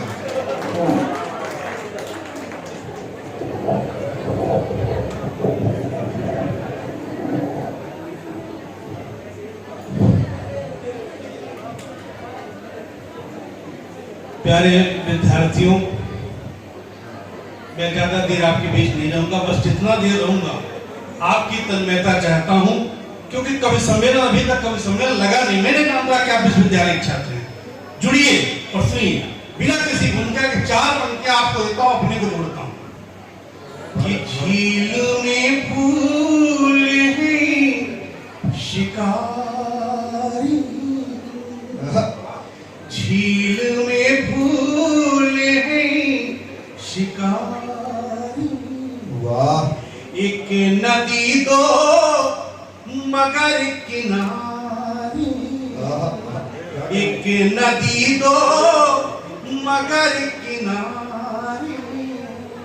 अब ये दुनिया कहे जो कहना, वाह वाह वाह। अब ये दुनिया कहे जो कहना हो, तुम हमारी हो हम तुम्हारे, तुम हमारे हो हम तुम्हारे, ये कोर्स की होगी, सिलेबस की होगी। तुम हमारी हो हम तुम्हारे। वाह। चार पंक्तियां देता हूं, सुनिएगा। वो आपके जीवन का दर्शन है, मूल्य है। तो चार क्या पूरी किताब पढ़ा दो आपने। कि बात बिगड़ी है मुँह छिपानी, बात बिगड़ी है मुँह छिपानी, बात बनती है मुँह दिखाने, बात बनती है मुँह दिखाने से। प्यार के प्रश्न हैं जटिल लेकिन हल ये होते हैं मुस्कुराने, है मुस्कुराने से हल। अच्छा, यह भी पंक्तियां नहीं, मैं माखनलाल चतुर्वेदी जी को भी आह्वान करता हूँ, और आप जिसको चाहिए उसको आह्वान करके पंक्तियां सुनिए।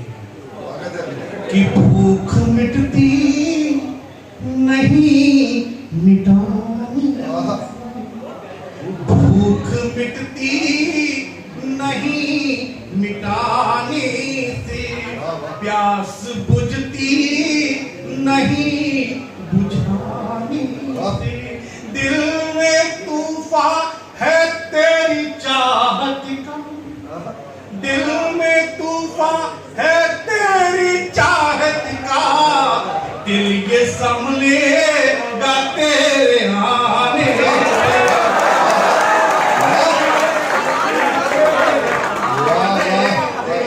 दिल ये संभलेगा तेरे आने से। अगर मैं आज जैसे छात्र हूं तो आपको समर्पित ये मुक्तक सुनिएगा कि आपको हम जनाब कहते, आपको हम जनाब कहते हैं, अपनी आंखों का ख्वाब कहते हैं, अपनी आंखों का ख्वाब कहते हैं, और चुपके जिसे पढ़ा जाए, चुपके जिसे पढ़ा जाए, उसको दिल की किताब कहते हैं, दिल की किताब कहते हैं, दिल की किताब कहते हैं। मित्रों, इस उम्र में निश्चित रूप से यथार्थ और भ्रम में आदमी जीता है। दिन में भी लोग तोड़ता है, जब कुछ होता है तो कहता है कि हम तुम्हारे लिए तारे तोड़ लाएंगे दिन में, लेकिन हकीकत नहीं। सुनिए कि ये भी अपना है, वो भी अपना, ये भी अपना है, वो भी अपना, फर्क दोनों का बस समझना, फर्क दोनों का बस समझना, और तू हकीकत है जिंदगी में मेरी, तू हकीकत है जिंदगी में मेरी, चांद पाना तो एक सपना है, चांद पाना तो एक सपना है, चांद पाना। अच्छा, गीत है क्या? मैं गीत ढूंढता था, उधर गीत ढूंढ के तो चल रहा हूँ। सुनिएगा, चार पंक्तियां देता हूँ, दो पंक्तियां साहित्य की और दो श्रृंगार की। सुनिएगा कि गीत कविता है और रुबाई, गीत कविता है और रुबाई है, सूरी कबीरा है मीराबाई है, सूरी कबीरा है मीराबाई है, और तेरे चेहरे को है गजल माना, तेरे जिंदगी की यही कमाई है, कमाई है जिंदगी की। अच्छा, जिनकी स्मृति में कवि सम्मेलन में मंच पर बैठे बैठे 4 पंक्तियां लिखी हैं, समर्पित कर दो, सुनिए। कि सूर्य कबीरा की भाषा में सुरक्षा ढाल है हिंदी। माखनलाल चतुर्वेदी की ऐसी नहीं, सुनिएगा। कि सूर्य कबीरा की भाषा में सुरक्षा ढाल है हिंदी, सूर्य कबीरा की भाषा में सुरक्षा ढाल है हिंदी। दीन कर जा यसी दुष्यंत की जय माल है हिंदी, दीन कर जा यसी दुष्यंत की जय माल है हिंदी। देश दुनिया में जिसने क्रांति की धारा बहाई थी, देश दुनिया में जिसने क्रांति की धारा बहाई थी, हिंद की शान और पहचान माखनलाल है हिंदी, हिंद की शान और पहचान माखनलाल है हिंदी। ये हिंदी के देवदूत हैं। आइए मैं आपके फिर उस कोर्स की तरफ चलता हूं जहां आपको हमने रोका था। सुनिए, यह आपके उस मिजाज को पढ़ता हूं और इस गजल को आपके बीच में डालता हूं। सुनिए, स्वागत स्वागत है गजल कि हादिसा है कि ख्वाब लगता, हादिसा है कि ख्वाब लगता, चांद क्यों आफताब लगता है। अब ये शेर आपको देता हूं, सुनिएगा। कि उसका जलवा नकाब में है मगर, उसका जलवा नकाब में है मगर, उसका जलवा नकाब में है मगर, जाने क्यों बे नकाब लगता है, जाने क्यों बे नकाब लगता है। और अभी जब शुरुआत हुआ तो उन्होंने कहा कि किताबें बोझ लगती हैं। सिर सुनिएगा, ऐसे परीक्षा के जो होते हैं तो निश्चित रूप से नींद आने लगता है तो गार्जियन डांटता है, लेकिन उसको ख्वाब जैसा महसूस होता है। सिर सुनिएगा। कि जागती आँख में हकीकत है, जागती आँख में हकीकत है, जागती आँख में हकीकत है, नींद आए तो ख्वाब लगता है, नींद आए तो ख्वाब लगता है।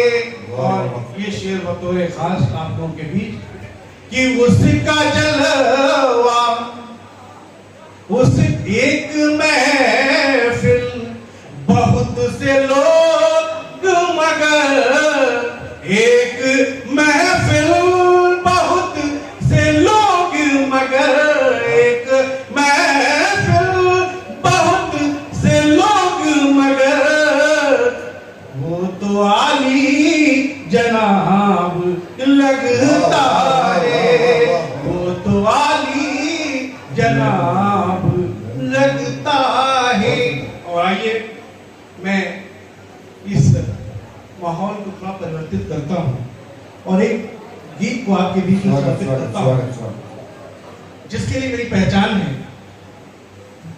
यहाँ पर जितने भी स्टूडेंट्स, जितने भी छात्र छात्राएं हैं, अगर ध्यान देंगे तो गीत की विधा को, प्रेम की विधा को मैंने नए ढंग में साधने का प्रयास किया, लिखने का प्रयास किया। आपका आशीर्वाद चाहूंगा, सुनिए। कि सोचिए बांसुरी के सुरों पर जरा, सोचिए बांसुरी के सुरों पर जरा, चित्र राधा का मन में उभर आएगा, चित्र राधा का मन में उभर आएगा। जब भी कान्हा की यादों में जाएंगे हम, जब भी कान्हा की यादों में जाएंगे हम, मोर का पर हवा में उतर आएगा। सोचिए बांसुरी के सुरों पर जरा, चित्र राधा कमल में उभर आएगा। गीत का बंद देखिएगा कि मन में गोकुल की सकरी गली देखिए, मन में गोकुल की सकरी गली देखिए, घर से राधा निकल कर चली देखिए, घर से राधा निकल कर चली देखिए, कैसे कांटों से खुद को बचाती है वो, खिल रही जो कली वो कली देखिए, खिल रही जो कली वो कली देखिए। पायले पायले पायले गुनगुनाने लगी घाट पर, पायले गुनगुनाने लगी घाट पर, अब नदी का भी चेहरा संवर जाएगा। सोचिए बांसुरी के गीत का दूसरा कि कंकरी कंकरी मारी कर कागरी फोड़ दी, कंकरी मारी कर कागरी फोड़ दी, हड़बड़ी में हरी डाली ही तोड़ दी, हड़बड़ी में हरी डाली ही तोड़ दी। प्यार की हर कथा जब लगी सूखने, हमने धीरे से पूरी कथा मोड़ दी, हमने धीरे से पूरी कथा मोड़ दी। है कथा प्यार के रस में भीगी हुई, है कथा प्यार के रस में भीगी हुई, ये कथा जो भी बाँचेगा तर जाएगा। सोचिए बांसुरी गीत का अंतिम बंद वाली प्रोग्राम कि है कदम्बो का मन थोड़ा डरने लगा, है कदम्बो का मन थोड़ा डरने लगा, झाड़ियों का बदन भी सिहरने लगा। फिर से यमुना में ऊंची तरंगे उठी, फिर से यमुना में ऊंची तरंगे उठी, डूब जाने का मन फिर से करने लगा, डूब जाने का मन फिर से करने लगा। बांसुरी बांसुरी बांसुरी जिस दिशा में भी बजने लगे, मन किसी का कहीं हो उधर जाएगा। सोचिए बांसुरी के सुरों पर जरा, चित्र राधा कमल में उभर आएगा।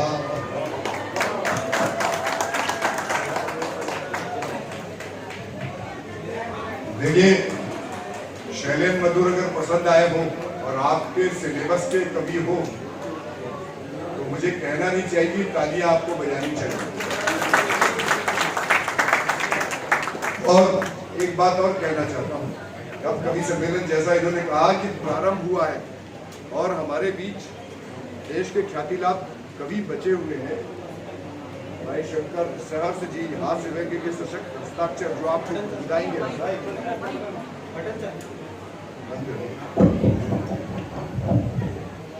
उसके साथ अभी आपने जिनकी वाणी वंदना सुनी थी, डॉक्टर आभा श्रीवास्तव, उनकी मधुर गजलें गीत आपको सुनना है। हमारे बीच में ओज के सशक्त हस्ताक्षर राष्ट्र प्रेम और व्यंग्य की बात करने वाले भाई प्रणय श्रीवास्तव बैठे हैं। मैं बच्चों से थोड़ा अनुरोध करूंगा, ये थोड़ा सा ना भैया जो लाइट है ना उधर रहूंगा, हमारा प्रत्यक्ष उनसे संपर्क नहीं होगा। एक बार बताइए, मानसिकता में है आप लोग? आप हंसना चाहते हैं तो मैं बिना भूमिका के बुलाऊंगा। किसको सुनना चाहेंगे? श्रृंगार, ओज या हास्य? फिर से बोलो, ऐसे थोड़ी सुनेंगे, जरा आवाज जोर से आना चाहिए। वो थोड़ा ऊंचा सुनते हैं। तो चलिए, मैं हास्य के धुरंधर कवि नरसिंहपुर से पधारे हमारे भाई शंकर सहर्ष को बिना भूमिका के आपकी तालियां उठे, उनको जोरदार तालियों से उन्हें बुलाइएगा। भाई शंकर शहर।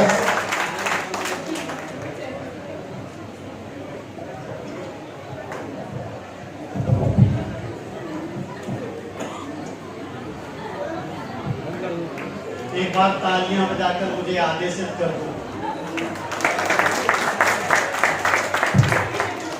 मैं आपके कोर्स की 100% बात करूंगा। अभी श्रृंगार की बात कर रहे थे भाई साहब, अपन को हास्य रस के कवि हैं। अपन कोई मेहनत का काम नहीं करते, हर रस को हास्य रस में कन्वर्ट करते। अब श्रृंगार को मैं हास्य में कन्वर्ट करता हूँ। मधु जी बोल रहे थे यहाँ से वहां तक का। सुनिएगा। लड़के ने लड़की से कहा तेरे करीब आना है। अरे आपका जनरल नॉलेज तो बहुत तगड़ा है। लड़के ने लड़की से कहा तेरे करीब आना है, तेरी जुल्फों के साए में एक शाम बिताना है। अरे इतना पसंद करोगे तो मैं आगे पढ़ नहीं पाऊंगा। एक बार जोरदार ताली बजाओ ताकि लगे। सुनो आनंद लो। लड़के ने लड़की से कहा तेरे करीब आना है, तेरी जुल्फों के साए में एक शाम बिताना है।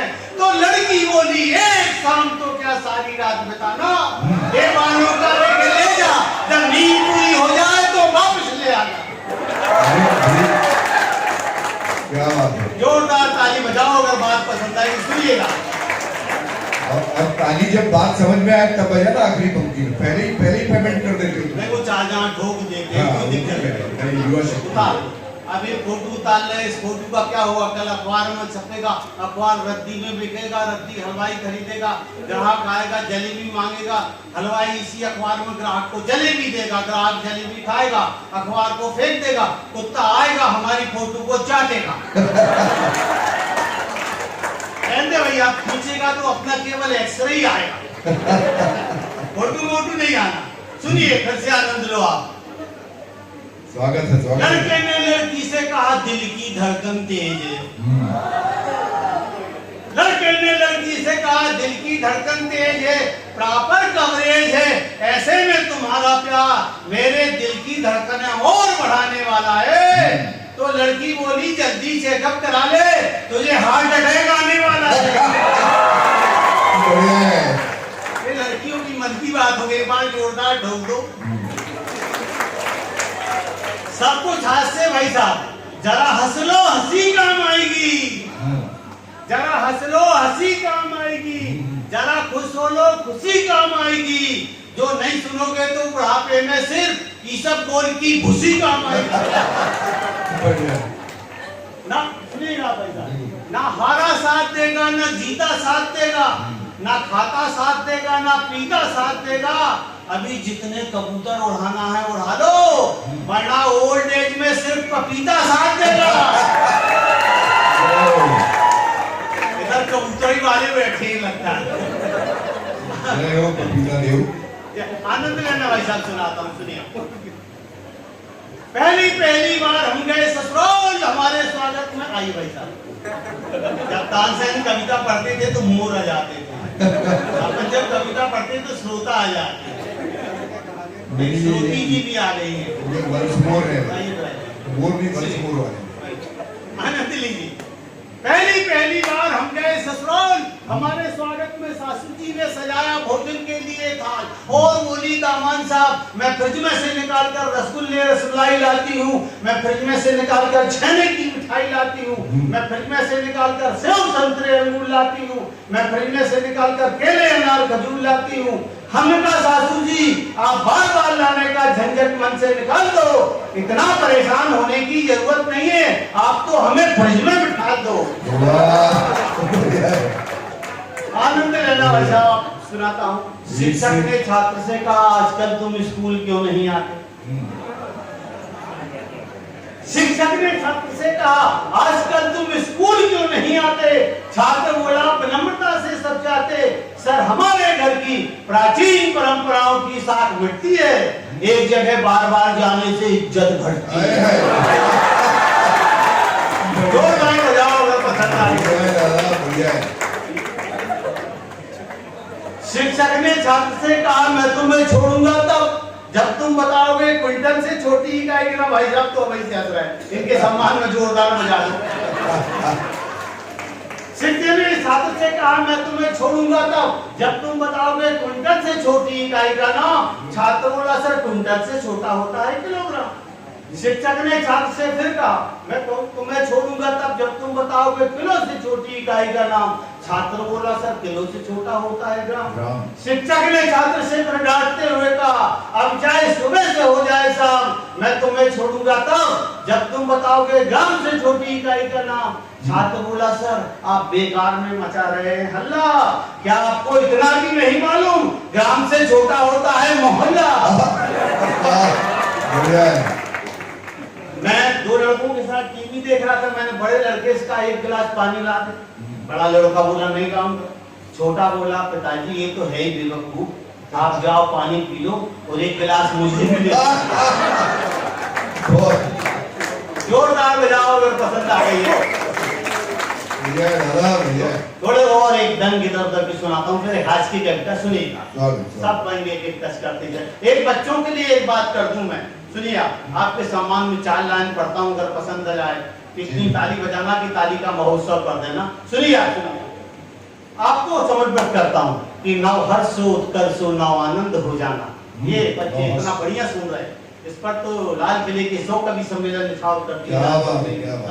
इतने शानदार सुन रहे, तब जाकर पढ़ता हूँ आपके सम्मान में पढ़ता हूँ कि नव हर्षो उत्कर्षो नव आनंद हो जाना, पुलकित होठे पल पल की परमानंद हो जाना। तुम ज्ञान के विज्ञान के उद्गम बनो ऐसे, तुम्हारी जय जगत कर दे विवेकानंद हो जाना। और आपके तुलाधिपति जी चले गए, हमारे दवे जी आएंगे तो ये इनके सहयोग से काम, उनके सम्मान में भी 4 पंक्तियां तो आप समर्पित करता हूँ। फिर मैं हंसाऊंगा आपको कि काम किए हैं पावन सत्सम्मान मिलेंगे पग पर। आपके कुलाधिपति को और दवे साहब को सुनेगा, आपके काम किए हैं पावन सत्सम्मान मिलेंगे पग पग पर, भाव रहे हैं 52 मान मिलेंगे पग पग पर। और जनगण मन की सेवा का संकल्प शीश पर धारे हो, देने को वरदान तुम्हें भगवान मिलेंगे पग पग पर। आता हूँ आपके साथ क्या हुआ, मेरा लड़का एक किताब पढ़ रहा था जिसका शीर्षक था बच्चों का लालन पालन कैसे करें। मैंने मेरे लड़के से कहा कि ये लालन पालन शीर्षक वाली किताब क्यों पढ़ रहा। बोले पिताजी ऐसा है, मैं जानना चाह रहा हूँ तुम लोग मेरे ढंग से लालन पालन कर रहे हो। बढ़िया। ये लड़के इतने इंटेलिजेंट होते हैं, इसकी कोई बात नहीं। एक लड़का क्लास में देर से आया तो मास्टर साहब ने पूछा सोनू तुम देर से क्यों आए। बोले सर मेरा 10 का सिक्का हो गया। फिर उन्होंने मोनू से पूछा मोनू तुम लेट क्यों आए। बोले सर मैं इसके 10 के सिक्के पे पैर रख के खड़ा हूं। जोरदार ताली बजाओ लगे तो फिर हम एक बदल बदल के सुनते हैं नहीं सब प्रकार की सुनिए। एक भ्रष्ट नेता हमारे पास आया, अपना दुखड़ा सुनाया, बोला मौसम सर्द है गले में दर्द है समझ नहीं आता, अरे शंकर सहज मुझसे तुमका नहीं आता। हम का नेताजी आपने बड़े बड़े घोटाले चुटकियों में कर डाले, यह जानकर देश की जनता तो बेहद झुक रही है, और तुमसे थूका नहीं जाता तो क्या हुआ, दुनिया तो तुम्हारे नाम पर थूक रही है। तो बच्चों को भी नेताओं की बात पसंद आ रही है, मैं आपके सम्मान में बात जोरदार ताली बजाओ। इतने प्रबुद्ध बच्चे हैं हमारे। चाय आ गई, असल में क्या है पर ब्राह्मण आदमी किसी को खाते पीते नहीं देख सकते। ये चाय क्या है भैया, दूध पियोगे तो ताकत मिल जाएगी। अब मैं पता नहीं क्या है, भैया पियो आप पियो। हाँ चाय है वो, सुनो पत्या सुनो और आनंद लो कि दूध पियोगे तो ताकत मिल जाएगी, जूस पियोगे तो तबीयत समझ जाएगी, पर चाय पीने से कुछ नहीं होगा, चाय बेचोगे तो किस्मत खुल जाएगी। मैं अभी आगरा में कवि सम्मेलन पढ़ रहा था तो एक श्रोता उठकर खड़ा हुआ, बोले भाई साहब आपने ऐसे आदमी को प्रधानमंत्री बना दिया जिससे बखर चलाने का भी अनुभव नहीं।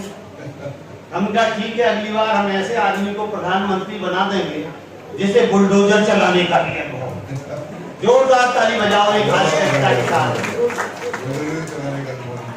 पिला दो भैया चाय माए पिला दो। एक मन से कविता सुनाता हूँ, हवा यात्रा जो देश में पढ़ते थे, सुनिएगा और फिर कविता के बाद सुनिए आनंद लेना और आप पर भी वही बीतने वाली स्थिति सुनना। हम भाई साहब नेताओं के ऊपर व्यंग करते हैं, हम पुलिस के ऊपर व्यंग करते हैं। हरिशंकर प्रसाई कहते थे कि श्रेष्ठ व्यंग वो होता है जो कभी अपने ऊपर भी कर देता है। ये व्यंग मैं मेरे ऊपर कर रहा हूँ, मेरे शरीर के ऊपर देखना और भरपूर आनंद लेना। सुनिए यहाँ से वहां तक एक बार तालियां बजाकर मुझे आदेशित कर दो ताकि लगे कि आप सुनने के मूड में हो। सुनिए आप तो मैडम को ज्यादा खिला रहे, पता नहीं क्या बात है, पता ले लो वो ले जाए ना ले लो पता नहीं समस्या क्या है। भैया जल्दी दे दे, वो अविन वाली को दे रहे, छान के मैडम को दे रहे। सुनिए एक बार जोरदार फिर से ताली बजाओ। सुनिए आनंद लेना भाई साहब, आप आनंद लेना और आपकी मदद भी करते। सुनो शादी करने की ठान लड़की देखने के, आपकी भी शादी होना है। सुनो शादी करने की ठान लड़की देखने के दौरान हमने पूछा आपका क्या नाम है, तो लड़की बोली नाम बाद में बताऊंगी, पहले ये बताओ तुम्हारा वजन कितने मिलेगा। हमने सोचा शादी तो इसी से होना है, इसलिए अभी से झंझट वाले कौन, हम रहे बिल्कुल मौन। उस समय की उस लड़की का यानी वर्तमान में हमारी श्रीमती का हमारी नजरों में फर्स्ट इंप्रेशन इस कदर था कि शादी के बाद आज तक हमारा वजन 1 किलो भी नहीं बढ़ा। क्या बात मजे लेना भाई साहब। कभी कभार जीवन में आई बहार और किसी हफ्ते हमारा वजन 1 किलो बढ़ा, मगर बताए श्रीमती जी की नजरों में चढ़ा तो मैं फौरन उन्हें सफाई देने सामने डट गया, पर जैसे ही उन्होंने मुझे घूर कर देखा मेरा वजन 2 किलो बढ़ गया। अब और आनंद लेना यहाँ हमारी पत्नी, चलो बच्चों तुम ही सुनो, हमारी पत्नी खुद की आंखों में पट्टी बांधकर बच्चों को खेल खिलाती है, उन्हें पीठ पर बैठाकर गोल गोल घुमाती है। हम श्रीमती जी की आंखों में पट्टी बंधी पाकर बच्चों का साथ देते हैं और वजन कम होने से हम भी पीठ पर बैठने का आनंद उठा लेते हैं। एक बार कवि सम्मेलन में हमें दिल्ली जाना था, भोपाल पहुंचकर वहां से हवाई जहाज मिलाना था, पर हमारी किस्मत टूट गई। भोपाल पहुंचने से पहले हवाई जहाज छूट गई। अचानक आंधी आई और हम उसके रुख के साथ मुड़ गए। हमारा वजन कम था इसलिए हम हवा के साथ दिल्ली की तरफ।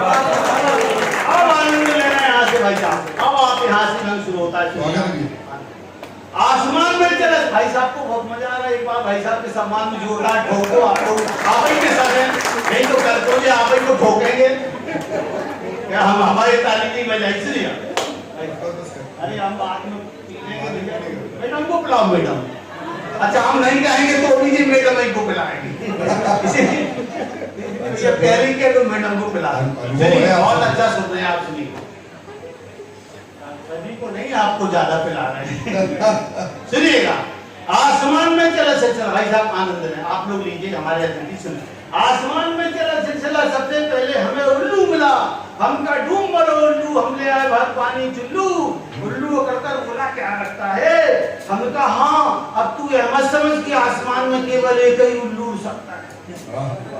आसमान में हमें देखकर मैना का दिल खिल गया, आसमान में हमें देखकर मैना का दिल खिल गया। पास आकर बोली आज मुझे कॉलेज लाइफ का तोता मिल गया। आसमान में हमें देखकर नारद जी बोले तू हर्ष कभी शंकर शहर से मेरी पहचान में आ गया, तुझे चैन नहीं पड़ी, श्रोताओं को ढूंढते ढूंढते आसमान में आ गया। अब आनंद लेना कविता समाप्त करता हूँ। सुनिए आसमान में हम आत्मीय अनुभूति के साथ आगे बढ़े, अचानक परियों की खुशनुमा महफिल से टकरा पड़े। हमें देखकर पहली परी बोली, हमें देखकर पहली परी बोली दुनिया में इस जैसा कोई स्मार्ट नहीं होता। हमें देखकर पहली परी बोली दुनिया में इस जैसा कोई स्मार्ट नहीं होता।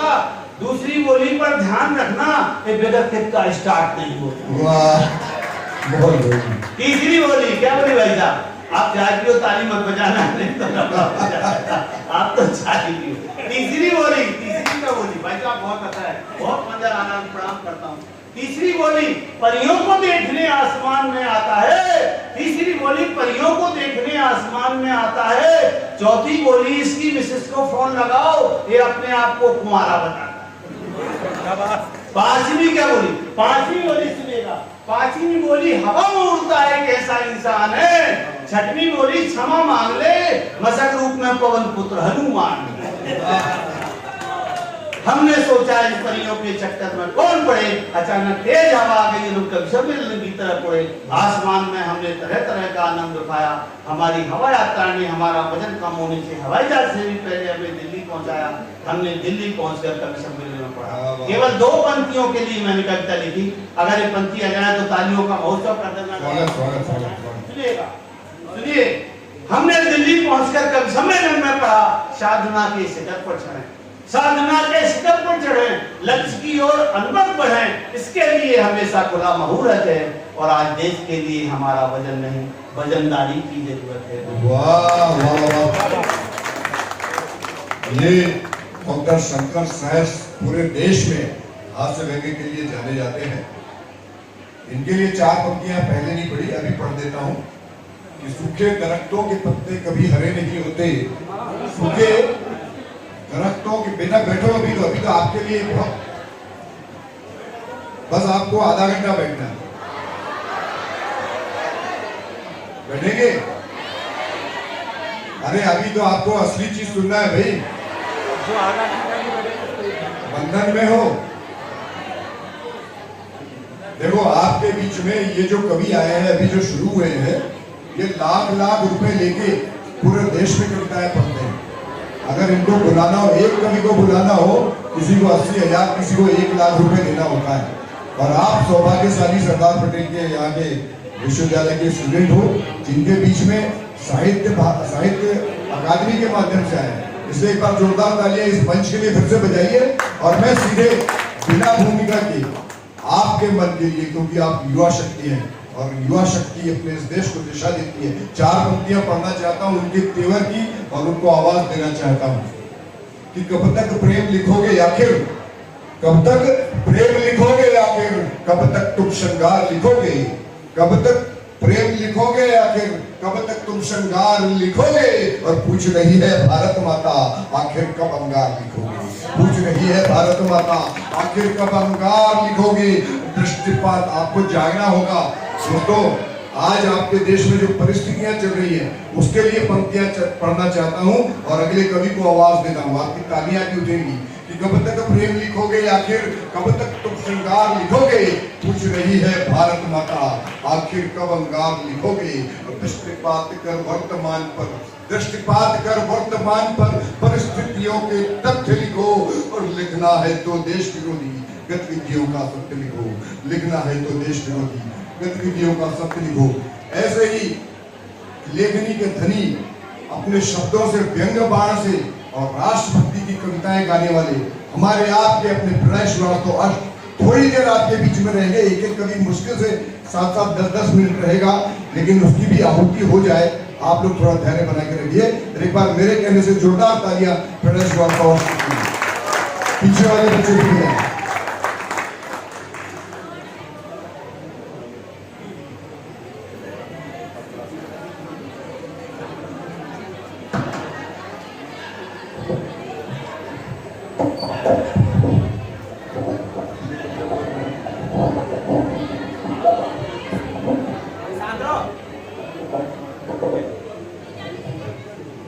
आप सब सरदार पटेल विश्वविद्यालय के अनुशासित विद्यार्थी हैं, जैसा हमें जानकारी मिली थी।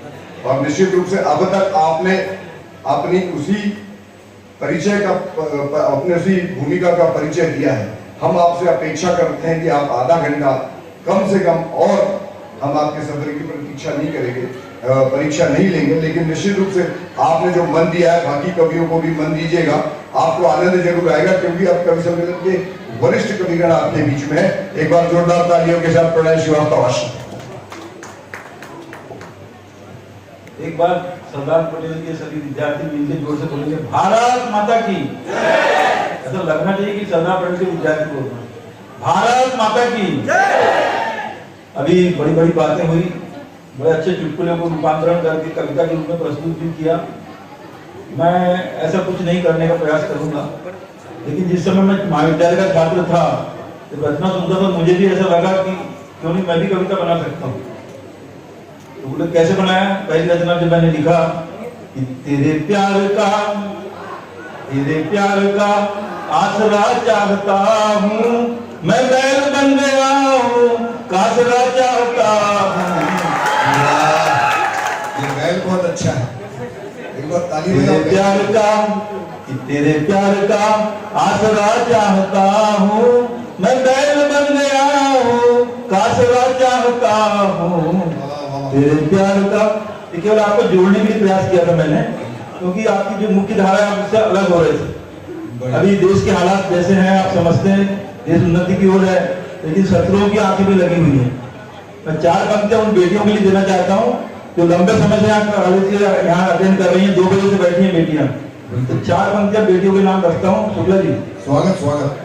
कि है सृष्टि और समाज का गुणगान बेटियां, है सृष्टि और समाज का गुणगान बेटियां, मानस है कहीं वेद और पुराण बेटियां, माँ सीता सावित्री आ गायत्री सी पवित्र, माँ सीता सावित्री आ गायत्री सी पवित्र, गुरु ग्रंथ बाइबिल है और कुरान बेटियां, गुरु ग्रंथ बाइबिल है और कुरान बेटियां। बेटियों के लिए था समर्पित। अभी यही बेटी बड़े होकर के माँ बनती है तो माँ का क्या दायित्व होता है, 4 पंक्तियां माँ के लिए रखता हूँ आपके बीच में। माँ की अपनी कहानी है, माँ के अपने ही किस्से हैं, माँ की अपनी कहानी बजाता है। अंधेरों हौसला तो देख लो उस नन्हे दीपक का, अंधेरों हौसला तो देख लो उस नन्हे दीपक का, जला देता है जो खुद को उजाला करके जाता है, जला देता है जो खुद को उजाला कर जाता है।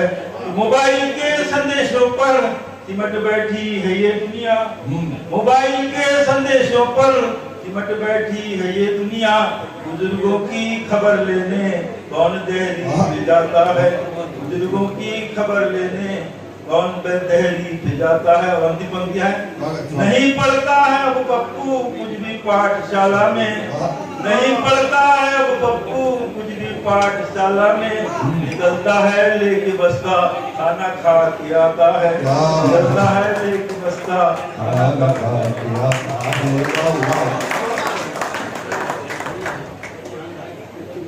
प्रणय जी ने संक्षिप्त में बहुत ही महत्वपूर्ण काव्य पाठ किया है। एक बार उनके सम्मान में जोरदार तालियां होनी चाहिए। ये ऐसे कवि हैं जो एक मंच पे एक घंटा कविता पाठ करते हैं और मंच का समा बदल देते हैं, माहौल बदल देते हैं।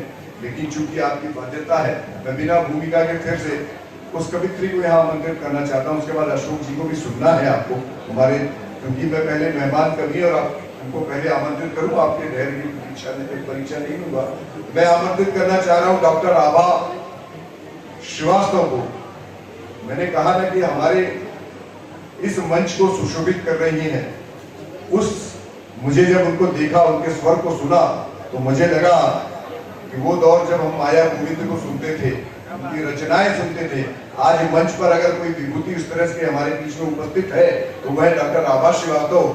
हम आपको ये भी बताना चाहते हैं कि बहुत सारे चुटकुलेबाजी हो सकती है, हास्य की कविताएं बहुत हो सकती है, आजकल मंचों पर यही हो रहा है और शायद आपको यही पसंद भी आता हो, लेकिन ये आपको जीवन का संदेश नहीं दे सकता। आपकी चेतना जागृत करने के लिए तो शब्दों में जान होनी चाहिए, शब्दों में शक्ति होनी चाहिए। उन शब्द शक्ति और व्यंजना व्यंजना लक्षणा का प्रयोग जब कोई करता है तो आपके मन में एक तरंग उठती है। उसको तरंगित करने के लिए जिस तरह की काव्य रचना होनी चाहिए उस तरह की काव्य रचना अगर कोई करता है वो है डॉक्टर आभा श्रीवास्तव। इसलिए उनके सम्मान में, क्योंकि नारी शक्ति का प्रतिनिधित्व कर रही है, तो नारी शक्ति के रूप में सामने जितने भी लोग बैठी हैं यहाँ, मेरी बहनें, मेरी बेटियां, उनके अनुरोध करूंगा कि एक बार उनके सम्मान में जोरदार तालियां हो जाए। डॉक्टर आभा श्रीवास्तव, बहुत बहुत आभार। सभी बच्चे बहुत थक चुके हैं। हम सेंटर में जाओ। हाँ, मैं समझती हूँ, बहुत ज्यादा समय नहीं लूंगी। जैसा माइक था वैसे ही पहले कर दे, पहले जैसा। 4 पंक्तियों से आपको अपने आप से जोड़ती हूँ, बहुत ज्यादा आप लोगों को परेशान बिल्कुल नहीं करूंगी। कि खूबसूरत से पल का किस्सा बन जाता है, खूबसूरत से पल का किस्सा बन जाता है, जाने कब कौन जिंदगी का हिस्सा बन जाता है। और कुछ खास लोग मिलते हैं जिंदगी में, कुछ खास लोग मिलते हैं जिंदगी में जिनसे कभी न बिछड़ने वाला रिश्ता बन जाता है। ऐसा ही आज एक प्यारा सा रिश्ता आज इस बालाघाट के इस पवित्र आंगन में सरदार वल्लभ भाई पटेल आपका विश्वविद्यालय। बच्चों, जो पीछे बच्चे बैठे हैं, सिर्फ 5 मिनट का आपका मन मांगती हो, पीछे जो लड़ाई कर रहे हैं छात्र, थोड़ा सा ध्यान दे दें। बच्चों, आप जितनी भी महान शख्सियत को देखते हैं, वो महान शख्सियत इसलिए होती हैं क्योंकि उनमें धैर्य होता है कि मैं कुछ खास लिखती हूँ, सभी कहते हैं आभासे कि मैं कुछ खास लिखती हूँ। और आज ही कवि सम्मेलन क्यों, कब पंक्तियां पढ़ती हूँ, किसी बीते हुए कल से नया एक कल निकलता है। आगे आपके शिक्षक बैठे हैं और पीछे आप, और ये पंक्तियां ध्यान से सुनिएगा। किसी बीते हुए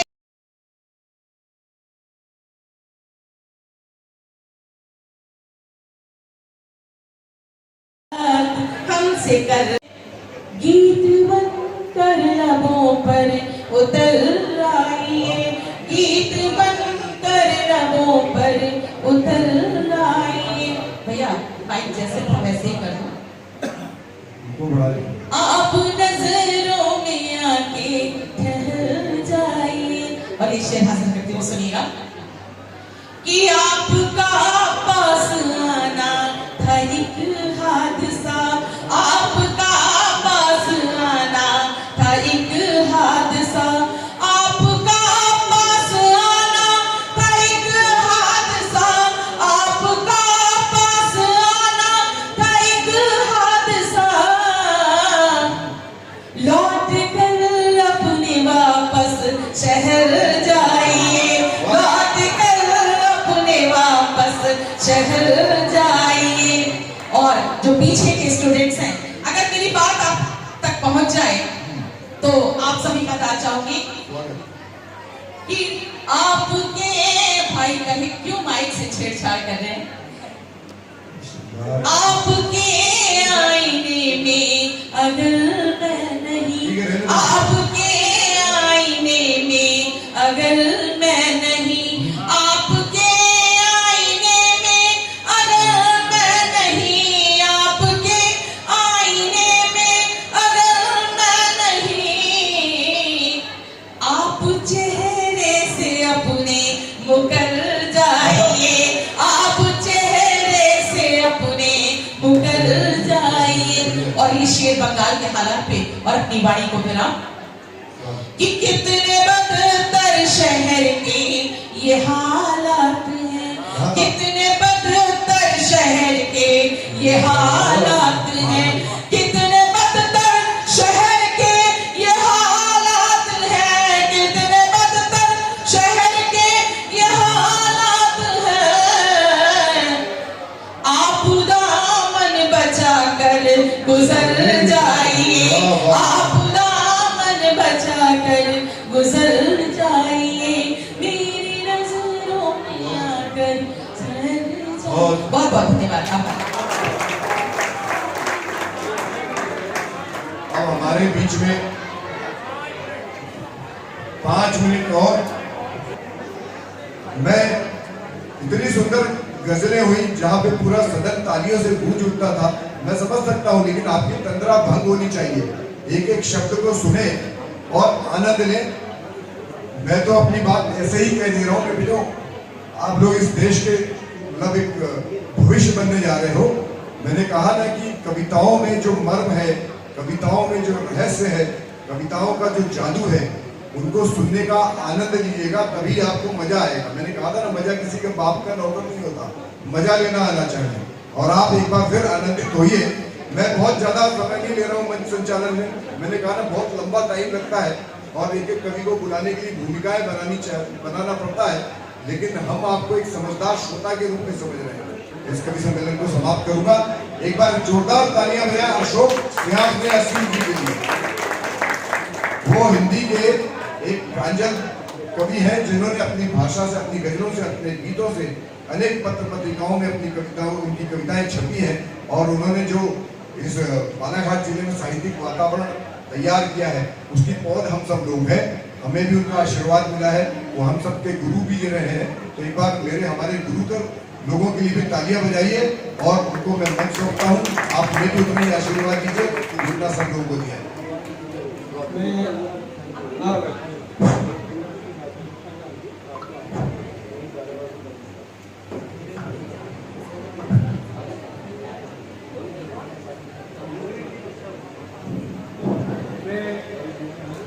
आपकी बेचैनी समझ सकता हूँ। केवल एक गीत जो कि आपकी पसंद का और एक गजल प्रस्तुत करूंगा और अपनी जगह में बैठ जाऊंगा। माँ मातृभूमि और माँ शांति को प्रणाम करते हुए अपनी बात रखता हूँ। उस ईश्वर के लिए अशोक देखो बेटा, एक बार मैं आपके लिए भी सबके सम्मान में ताली बजाए, आपके सम्मान में भी 4 बात से बस ध्यान से सुनिएगा। आपके लिए पढ़ रहा हूँ, आपने इतने अच्छे से सुना है, सिर्फ आपका मन लेना 4 पंक्तियां पढ़ रहा हूँ।